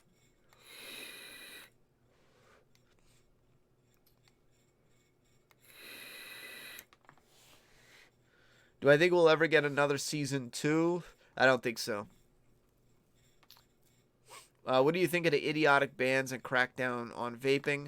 Well, I think the vaping stuff that was killing people is the THC, and again, that's different than regular vapes, different oils and all that other shit. If they want to crack down on it, fine. I'm gonna order a case of the flavor. There's only one flavor I like. I'm gonna order a case of that. Buy a pack of coils. They could ban whatever they want, because I've been using it to trim down on smoking, and I'll probably be done with my vape and smoking altogether in a few months. You know what I mean? Maybe have it around just for a flavor once in a while. My death prediction for season 10, I don't even think I did one. I don't think I have one. Did you hear your daughter get scared from the Squidward suicide creepypasta they put into the new SpongeBob episode on Saturday? I don't think she watched it. Have you ever watched James Ralph CinemaSins on YouTube? I heard of CinemaSins. They're doing rental reviews, talking old movies, good stuff. You know what? James Rolfe, I don't think they fit my style. I'll try it again, but there's a few ones that do older stuff. They don't fit my style. I know there's a lot of ones that are kind of like a little goofy, a little out there. It just doesn't fit my style. But maybe I'll check him out again. What is your overall goal in life, brother? And have you seen this movie called No Escape? I have no idea. No Escape is used in like so many movies. I think it sounds like it could be 100 different movies. I don't know. I've watched a number of movies with Escape in the title, so I'm drawing a blank. But what is it about? As far as my overall goal in life, I think it's pretty much the same goal as most, just to succeed. If I could be more specific, to succeed with the comic. I mean, if I could pick like specifically, like right now, what would you count as succeeding? The comic, the channel a bit bigger, maybe having a crew on the channel, not just me, but actually have maybe a 4 to 5 person crew, and have our own merch line that includes collectibles like the post-apocalyptic shelving that I want to do, the collectible displays, and some of those statues, Doomsday Kingdom, and other pop culture inspired creations. I think that for right now, obviously leaning towards being able to invest in our own independent, map movie down the line that'd be it. I succeed. I win. That's asking for a lot, I think, but fuck it. For me, that's my end goal. If I don't get it, I give it 5 years. If we're not even on the road for that, I quit. Fuck it. It's a survival horror movie. I'll have to look it up because I'm not really sure. Momo is a dumb nickname, but I think the trucker lady and wheelchair guy are interesting. I don't know what that means. If Beta can live from falling down the shaft, there's no way he can die from getting shot once in the side. The comic ending for the Whispers was terrible. I think that was almost single-handedly ruined the Whispers, which is disappointing. Underutilized. Yeah, I agree with that. Let me in your house. You nervous for another war-focused season, considering how bad All Out War translated to TV? Well, I'm not nervous because it wasn't the war aspect that translated bad. It's how they did it. I mean, if you think about it, the only similarity is calling it a war and having more people. The governor was a war. The Terminus people was technically a war. It's not having more people on side to sides going at a battle, but all those are basically little mini wars and skirmishes. They can do it right, and it'll be fine. The structure in season 8 hurt All Out War bad. I mean, the structure hurt it bad, and that's such a shame. And what I mean by that is the split storytelling. Blended is where they show a little bit of everything going on. Split storytelling is where they show, okay, we're going to take this person here. Next episode, we're following Daryl here. Next episode, I think that hurt them. Yeah, the video camera scenes and Al. Yeah, I don't like any of that. You need those recognizable characters that you will hopefully miss when they finally are killed off. Yeah, you need that. Are you satisfied with Jesus as a character in his exit? No, I'm not. Or would you have replaced his death with someone else and still have him? I mean, his death is still great, but I think he should have been utilized a lot more up until that point. Right off the bat, they got Jesus wrong. I think Tom Payne did a great job. First off, he's totally different than Comic Jesus. So if they went Comic Jesus route, we would have gotten different actor and different whatever. But if you stick with Tom Payne, which I still think you could have made it work with Tom Payne, and he had a lot of passion for it, so I say, yeah, support him with it. But he should have had more to do, and he should have been more like Comic Jesus in the aspect of, he had this firm way about him, and they took that off the board. And there was a lot of moments where it seems like in order to prop Maggie up, and she's fucking left, in order to prop her up, they knocked his character down a peg. And they did that a few times, which made it feel a little off. And I don't need him being the leader. I just meant the scenes were off. They didn't have much for them to do. And what they had them doing was a bit meh. It was filler. I mean, it was weak. It was the Saviors just playing a boombox on a car. Let's be real, that's what it was. The Saviors ran a boombox into the... Why did they even sit around and think that was going to be a great idea? They were like, we have this tractor set up. And yeah, we get it. It's cool. But guys, please think about it. And I'm not talking to you guys. I'm talking about the crew when they're coming up with this stuff, the writers. It's a boombox, man. There could have been something, anything better to do with Jesus and the Saviors and Maggie and showing that she could lead, you know? Anyway, I mean, I almost would have preferred something being off, Maggie noticing something, and then they trail what ends up being a Savior out in the woods, dark, atmospheric, slow moving, the noise when you move. There's zombies out there. You got to do the atmosphere really good. And then you maybe catch a Savior or run into a Savior, and you catch them before they're setting off this trap. I mean, almost anything other than just sending a boombox in. Or maybe scratching that and doing something totally different. I didn't watch tonight's episode of Fear. There's a lot of stuff. Are you going to watch Prodigal Son, Tom Payne's new show? No, I don't think so. I haven't even seen a trailer for it. I mean, if the trailer looks good, but I don't know what it is.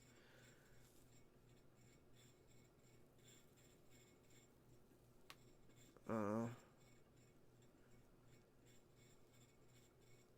don't know what that means. Bad Batch of HBO. In my opinion, I want to see a Prodigal Son, hoping it lands on Netflix.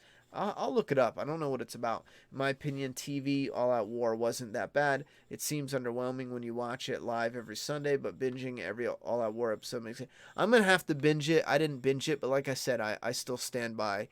Structure was a big problem of that. And if you binge it, the structure is helped a lot, so that would make sense if you enjoyed it more. Speaking of Tara, there's a series on Netflix, Unbelievable, that stars some Weaver, aka Denise. Oh, Denise. The topic might not be for everyone, but her acting in this, in my opinion, is phenomenal. What's the topic? Unbelievable? I don't think I heard of that one.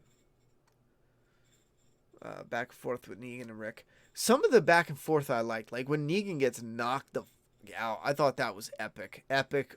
Unreal. He just went flat in midair. He turned into an ironing board in midair and was like, dung, you know? That shit was great.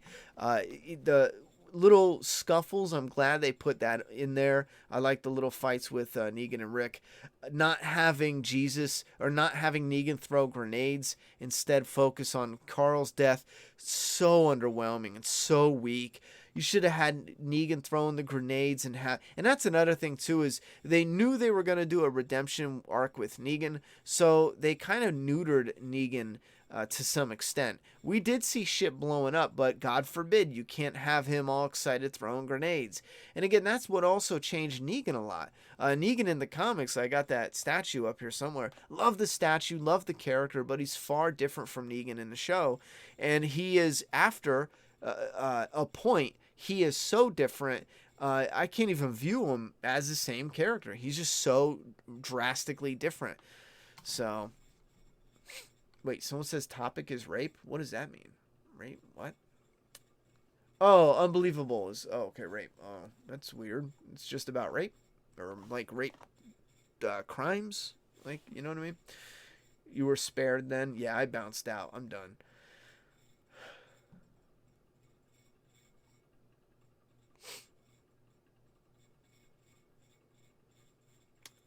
Yes, the news is sensational, but even one person dying needs to be looked at, and make sure that deadly vape stuff doesn't get on the market. Yeah, I support the deadly shit taking it off. and again, I didn't look into it. The shit they put on the news, again, the THC, whatever that oil is, it's oil that whatever. I believe it's the one where it vaporizes, but then it turns into water in your lungs. That's how they died. If they want to pull them off the market, fine. I'm not smoking any THC, so I don't give a fuck if they pull them off. And if it's killing people, yeah, get it off the market. But if there's stuff on the market that has, got passed and is clear and has been tested, I don't agree with them pulling that off the market. And what I do find interesting is in Raleigh, there's vape stores popping up everywhere. I mean, everywhere. Every freaking corner, just boom, boom, boom, boom. I know someone I know actually kind of sort of through a friend that from a vape shop I was going to, was saving up money, younger guy, left that vape shop and just invested everything he's got into his own vape shop. So he was working at one and then put everything he's got into his own shop. He just opened up like 4 months ago. Cause keep my vape and he's like he opened up and he did this whole big shit, and it's like, I don't know. I mean, if they wipe out vaping, I don't know. What is he gonna? I don't know. That's fucking crazy, man. Imagine that. I'd be shitting bricks.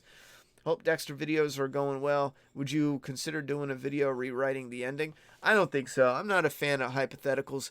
The Dexter videos haven't had any, like, not a single bit of work done to them yet. And again, that's just because I just recently finished fully with all the other work I had to do.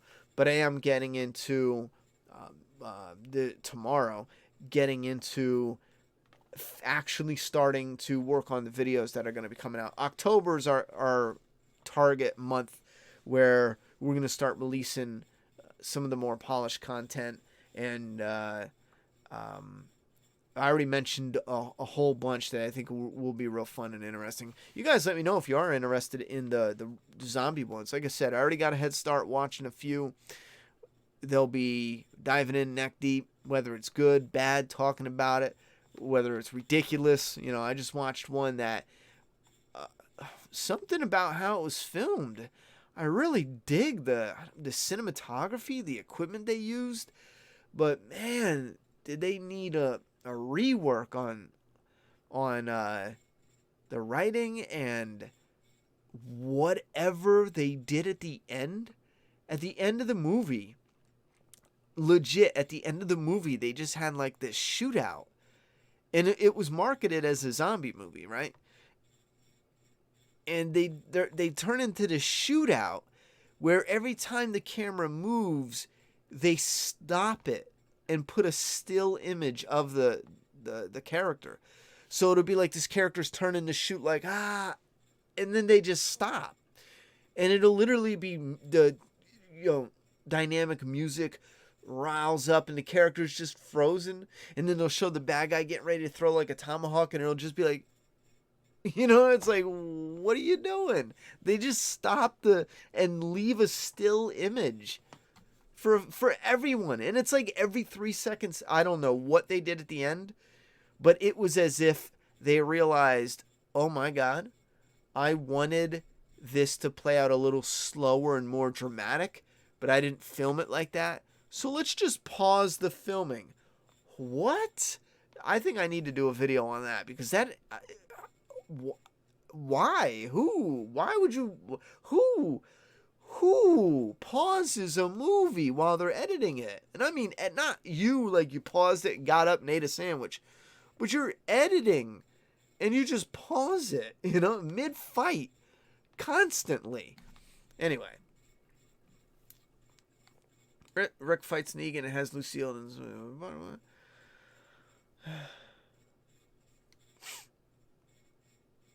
Yeah, he could have killed Negan. They ran around a tree. Some of it was a bit. It's for the finale.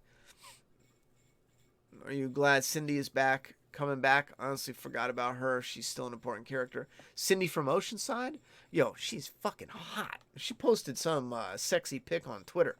Not like, fucking lingerie sexy, but just like, I don't know, shopping in a grocery store. I hope we're talking about the same person, because if you're talking about something different, and I think we're talking about the same person. But yeah, she's smoking. What 3 moments are you excited for this season that's going to be adapted to Screams from the Comics? Shit. I'm excited for how Negan. Actually, I'm not even. Listen, I'm not excited. Excited would be the wrong way to put it. I am interested in how Negan escapes. I am excited for the Whisperer's first attack. I am super excited. Actually, I am excited, but I'm not excited for the first half. I'll be honest. I'm excited for what comes after. I'm excited for the Whisperer's first attack and then the Whisperer's main push. Yeah, I'm definitely excited for those. If they go similar. It's a detective type thing, solving connected rapes. It's her acting that's just so much better than what she gave us with Denise. Lots of great acting in this show. Oh, all right. She seemed like she had a bit of charisma to her. Oh, I'm actually running a bit late. What the hell are you doing? Why are you bursting in my door?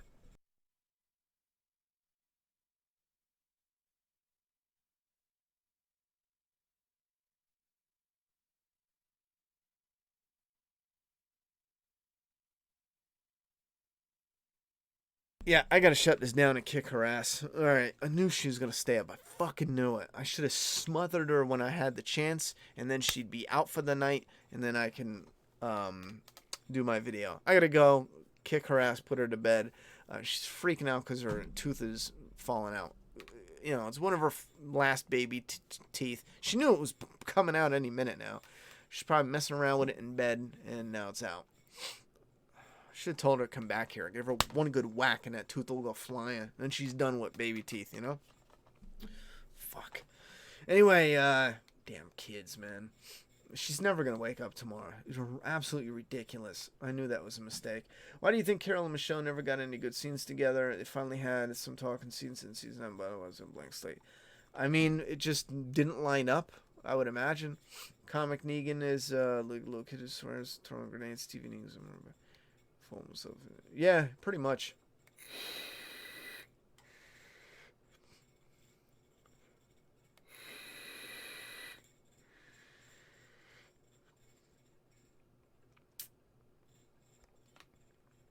Wait, heard a theory that a good tactic our group will use it to burn the forest to flesh out the Whisperers and attack them head on. Well, I mean they could, but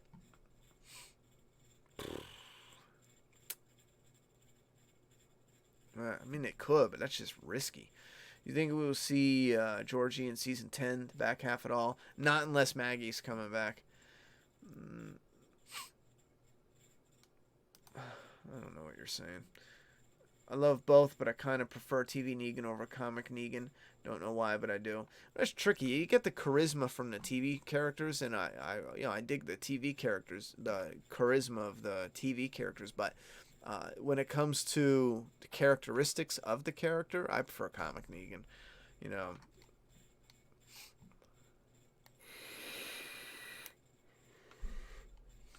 But yeah, let's get ready to shut this down. Any last comments? Yeah, she knows about the Tooth Fairy, so she's not hyped for that. She's still gonna get paid though. Love you, bro. Love you, Matt Mob. Love you, mods. Good night. Hit that like button on the way out. Thank you very much for the support, Spin, and everyone else in the Matt Mob, Chris Stanley. I see you lingering around. Chris Taus, if you're still here or not. And Doomsday Kingdom fan community. You're probably rewatching this tomorrow sometime, but I appreciate the support and rewatching it. We got a lot of cool stuff coming. Remember, it's going to be a slow start this month. I'm going to start working on the actual videos tomorrow that are going to release in October, but we will start to cover certain topics that I want to discuss because I just got to get some shit off my chest. Sometimes we see things in the news, in pop culture I'd like to talk about again. And, we built this community. Might as well put it to use and discuss some stuff. So again, we will be coming out with some. October is when we are really back, and I will announce the schedule for the October special video. And we'll have some other we'll have a way. We got the Discord coming when we come back. I didn't forget about that. And we will have a way, maybe on the Discord. Why did I say it like that? Maybe on the Discord where, fucking hell.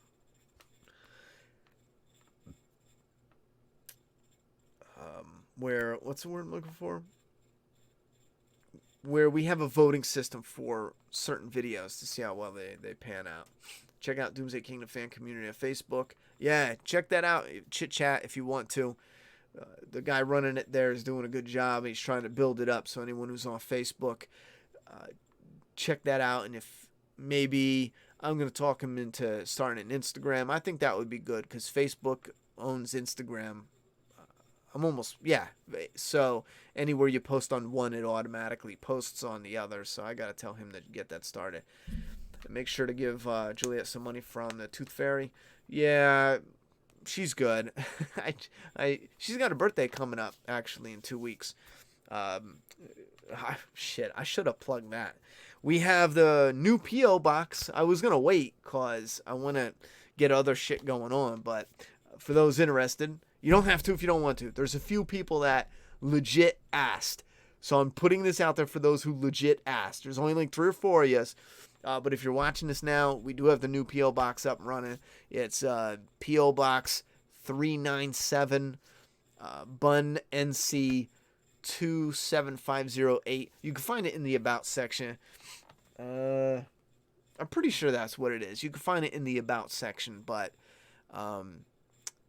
P.O. Box 397, Bun, BUNN, NC 27508. I had to transfer post office, blah, blah. The post office box. I had to get out of Raleigh and go a little bit out into the country. A little bit more of a drive, but yeah, I'm in and out. And I'm at the post office every day dealing with the comic and when I pick up stuff for the channel. And where I was going was right in Raleigh. It was still a 30-minute drive because of the traffic and yada, yada, yada. But when I get there, I'm waiting sometimes 30, 40 minutes. Because, again, it's in Raleigh and there's a lot of traffic there. And they were great people, but I had to just pick a post office that was more out in the country. Again, a little bit of a drive, but I'm in and out. And it's smooth. Boom, boom, bam, boom, bing, you know, whatever that was. So. Shit, I wish I knew.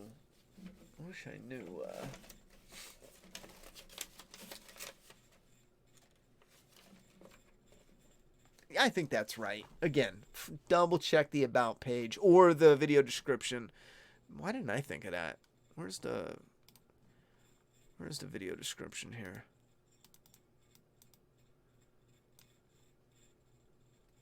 Oh, shit. Why is that on? All right, so the live streams have the wrong information.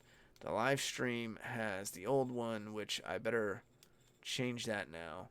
P.O. Box, that is not right. P.O. Box 397. And that's Bun NC 27508. Jesus. P.O. Box 397. Alright. I gotta make sure I double check to make sure that's changed everywhere. Because the old P.O. Box is fully shut down. Last comments before we roll. FYI, the old one is still listed in the links below. Thank you. Oh, I just caught that. It's in the live stream links. I'll try to remember to change the official one. I think I just changed it now, but it was changed in the other links. The upload links. I already changed that one. Do you still have the cat around? Yes, and it's driving me nuts. I can't handle the hair. I don't know how you cat people do it. I can't handle the hair. I like legit am at the end of my ropes when it comes to the hair. It's all over clothes and I can't fucking take it, man. It's everywhere. And that's what vacuuming all the time. The cat just comes up to you and brushes you and you can see the hair fly off her all the time. Where is she? How is she growing this hair constantly? where the hair just fucking flows, man.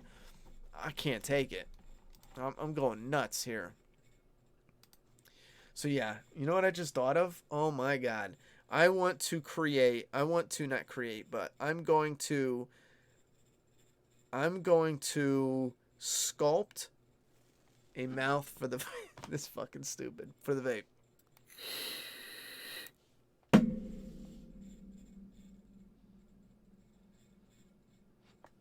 But whatever I sculpt has to be some weird face, and then so when I blow here, you don't see anything but the face, and then he's smoking. Yeah, that's fucking childish and dumb, but I thought it was funny. So what?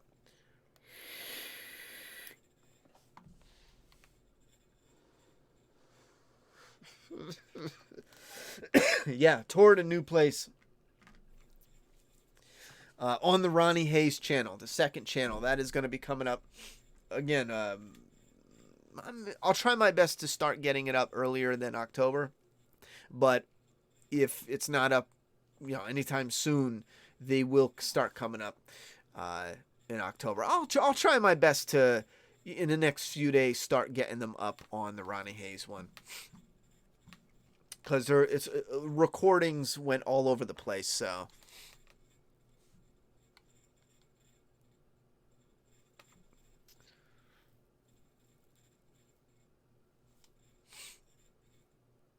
any good TV shows you can recommend? I love character development, storylining. I've been watching most of the known popular.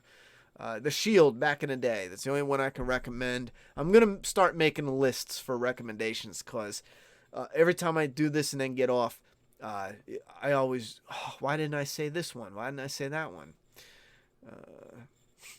Chris Stanley's putting in later, y'all mobsters. All right, Ronnie, good night. Catch you later. All right, have a good night, Chris and Chris. Double Chris's tonight.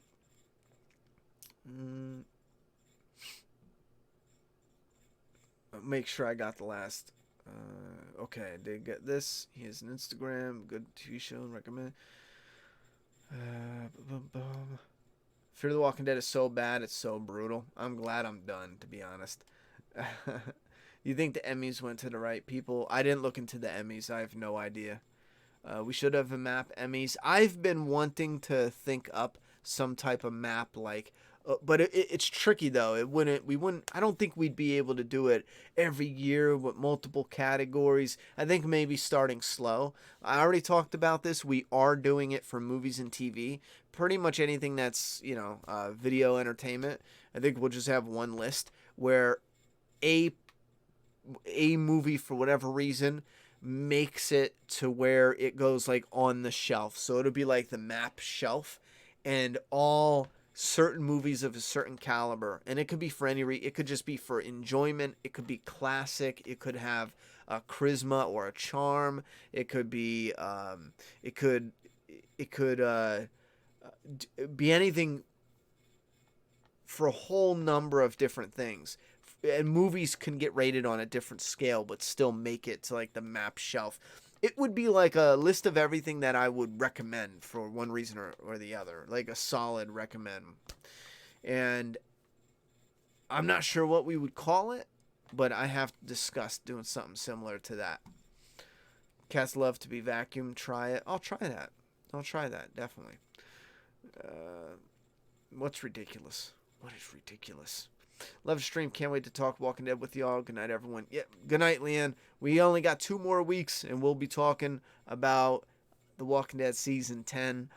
I'm excited, but not for the beginning. I think it's going to be a start, but not like All right, have a good night. I really got to go. I got to kick my kid's ass.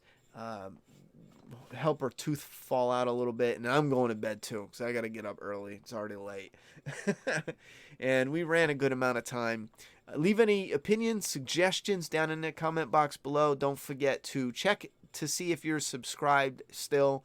Some people are having problems with that, being unsubscribed. And check to see if you're subscribed to the personal channel, the Ronnie Hayes. We got gaming there. We got behind the scenes for this channel and everything else. So double check with that. Also, don't forget doomsdaykingdom.com if you're interested in the comic I created. I'm the writer. James Milne has been streaming some. I just remembered. I'll talk about it in a second. But James Milne has been streaming some cover art that he's been doing, Volume 1 and other things. I think page 1 of issue 5 he might be streaming soon, as well as on this channel tomorrow sometime I will likely be posting a reaction video that James did for Spin's video. Spin did a video discussing Doomsday Kingdom. If you guys haven't seen that, check out Spin's video discussing the artwork for issue 4. She also has a few other videos for issue 4. You could check those out too. Funny editing in a few of them, so you'd appreciate some of her editing. But I gotta get going. I'm exhausted. And Stryker says, I am most definitely not paying $5 to watch it a week early. Peace out, all. I agree. Not doing it. I think they need to add more. What's James's channel? That's a good one. I have it in the links below. I always had it in links below. I don't think his channel is a name. I think it's the link anyway. I think the link is. But I do have his below. Let me see.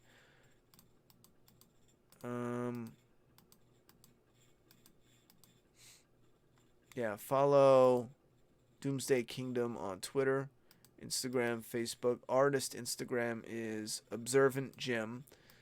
And is it not in this? All right, I gotta fix that. I could have sworn it was here. Let me look again. We got the map channel, Ronnie Hayes, Doomsday Kingdom, Juliet. Follow map, follow Ronnie, Twitter, Instagram. Follow Doomsday Kingdom, Twitter, Instagram, Facebook. James Milne's Instagram.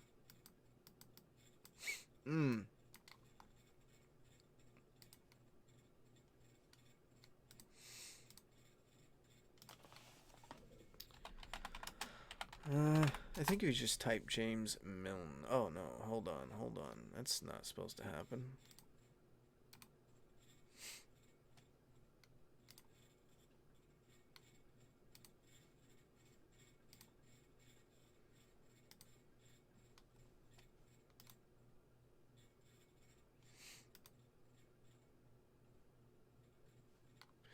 What?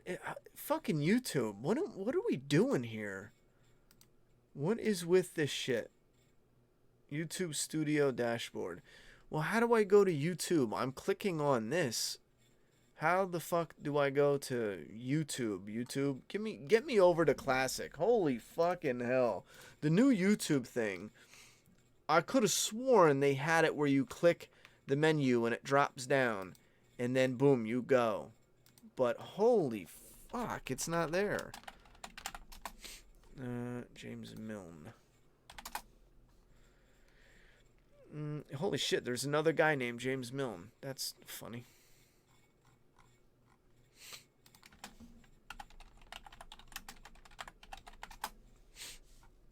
Doomsday Kingdom. We got Spin's artwork review. Actually, I just copied that link address. Here's that link. I'll put that one in the... Here's Spin's link. And then to that video. And then we have... Come on, James. Where's your shit?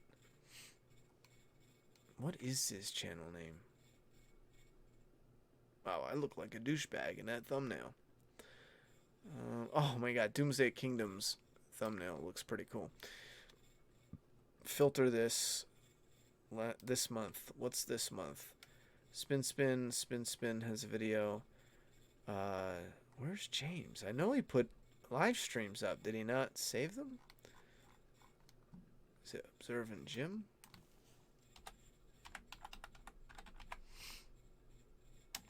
Wait, let me think about this. I knew what it was. It was, yeah, Observant Jim. Okay, there we go. I remember now. Oh, I'm so stupid. YouTube.com, user Observant Games. That is the URL. I'll put it in the video, not the video, the comments section. I'm putting it in the comments section, but you guys can see it right here. I'm on the wrong screen. Here's the Twitter. Oh my God, I need to go to bed. Here is Observant Jim's account where he did the stream. See, he did Doomsday Kingdom random stuff. Doomsday Kingdom Volume 1 cover. Drawing live. Check this out. Bam. Here's the cover drawn live. Look at that shit. We got the rider and the feeding post. Did a badass job. I think he's got music here, does he?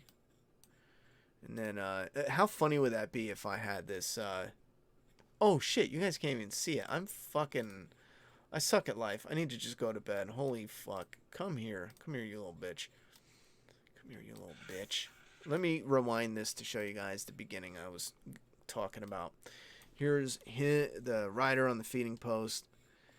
And then he'll sit here and do the whole live stream. Look at that. Nice and tight. In there tight. And he does Tristan and Katie. We got Tristan and Katie on the bottom. We got the rider and the creeps at the top. The creeps we first saw in issue 1. The leg bone creep. How freaking awesome is that? Oh, and that's another thing. Leg bone is one of the first creeps we see in Doomsday Kingdom. And in my clay sculptures, one of the first like Doomsday Kingdom sculpture I want to do is called Arm Bone Creep. And it's this creep that has a hand, but is a whole arm here is an arm bone. And the way he's positioned, he's coming up, you know, as a like a little creep walk reaching out for you. And it's just a nice slim creep with that arm bone. And he's got his chunk taken out of his face, so you got all his teeth. It's going to look gnarly, but I think that's cool. One of the first zombies in the comic was leg bone, and then a sculpture would be arm bone. So that's his cover of Volume 1. I know he had the full cover up. Random stuff and things. So he's got all these drawings. I like his banner here is crisp. I like that. Art, video, production, photography. He's got a nice crisp banner. And then he's wearing the rider mask here. Or the one he made is up there. But yeah, check that out. I like that artwork too. This is crisp. I like that. Camera shutter in the pupil. I wonder if he came up with that. I'm going to have to ask him. I think that's pretty fly. That works. That's catchy too. So that should catch on. Anyway, so don't forget Doomsday Kingdom. Check out James. And then check out Spin. Why is this not working?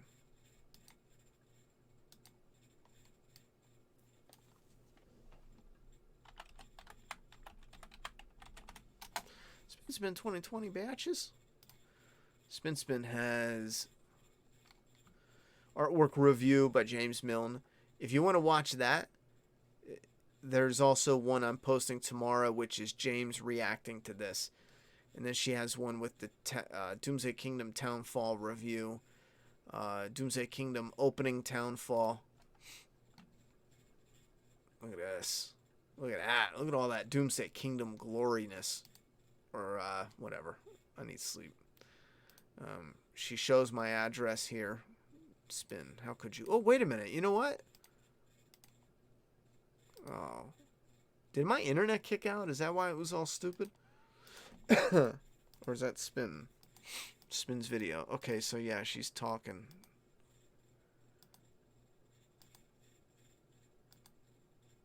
Yeah, there we go. Look. Watch this, chat. See that?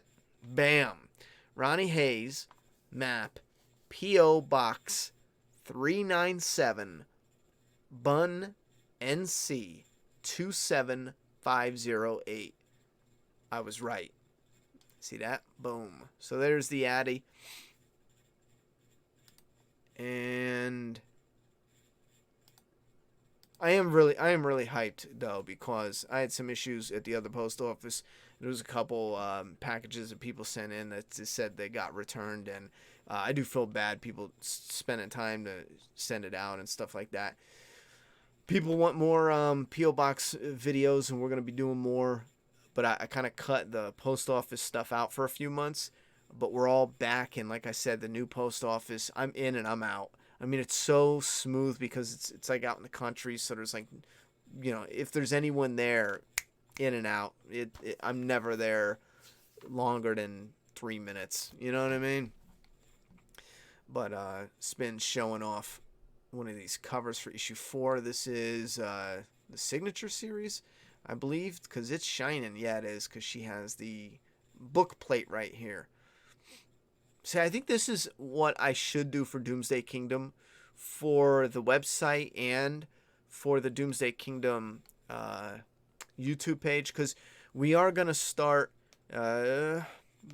eventually, we are going to start putting all our backlog of Doomsday Kingdom videos up on the website. I haven't decided if I'm going to trim out the updates that are not important.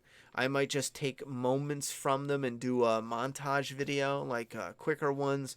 But we are going to put it so that way anyone who's just interested in Doomsday Kingdom will have stuff that is right there. I know I have a playlist on this channel that covers just Doomsday Kingdom, but this stuff would be,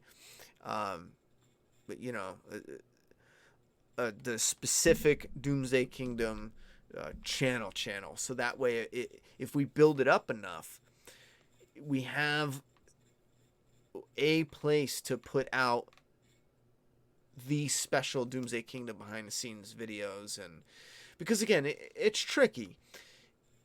If I wanted, I was recording a lot of Doomsday Kingdom behind the scenes stuff. The boxes come in, artwork comes in, discussing stuff. And if I put everything on this channel, if I just unload it, there will be a week or 2 weeks where it's nothing but Doomsday Kingdom over and over. And some people, they get annoyed and they just unsub, or they get angry and they're like, are we ever going to talk about The Walking Dead again? It's like, oh yeah, but we have waves of different things. So again, it's tricky. So if we have a Doomsday Kingdom only, people can subscribe there and we can have our own little clique where, if we want to just load that with all the DDK stuff, then we're good to go. We don't have to worry about it. And then again, something we want to get around with the analytics, we realized if you're pumping out videos that are constantly, let's say, for example, breaking down and predicting what's coming up in The Walking Dead, and it's 2-3 videos a day all the time, boom boom boom, back and forth, and then you release the rare analyzed video in between those, the analytics show that it gets overlooked completely. Some people might think that's just a prediction video, I don't care about that topic, or wow, that's weird, that it probably doesn't connect to anything important and up to date. So in that way, it is good to kind of separate your stuff out. But I get frustrated because it's like trying to tell people all the time, go here, go here. I got 4 YouTube channels now. We got, Make a Path Presents. We got Ronnie Hayes, the 2 main ones. Well, my daughter has her account, typical Juju. And then we have Doomsday Kingdom. What else are we going to do? Oh, we have the map as well, MAPP. That only has 1 video, a Joker video. And we have it for live streams. We're going to start chopping the live streams up and putting them over there, maybe, possibly. That's the backup channel. There's like no I think there's 1. I'm like the only subscriber, but it's hard to find too because we're not doing anything with it. All right, I'm probably talking to myself now. Everyone went to bed like an hour ago when I said goodnight, but for real, good night. If Red Dead Redemption had a Undead Nightmare, I would definitely try it out. But for real, go get some rest. I'm off screen. Thank you very much for hanging out with me, and I'll see you guys coming up real soon. Throughout the week, a little bit of Speak Your Geek topics, but also at the end end of 2 weeks. In 2 weeks, we're going to be right here talking about the premiere episode of The Walking Dead Season 10. Pretty hyped about it. Again, I'm more excited for what's coming up, but episode 1 will be a good start. And it'll be nice to see our characters again after a good long break. Yeah, poor Juliet. She lost a tooth. She's gonna get money for it anyway. Fuck, Juliet's still awake. I gotta go. Make sure she's asleep. It's important for her to get sleep, right? Good night. I'll see you guys next week. If I hit the right fucking button to get out.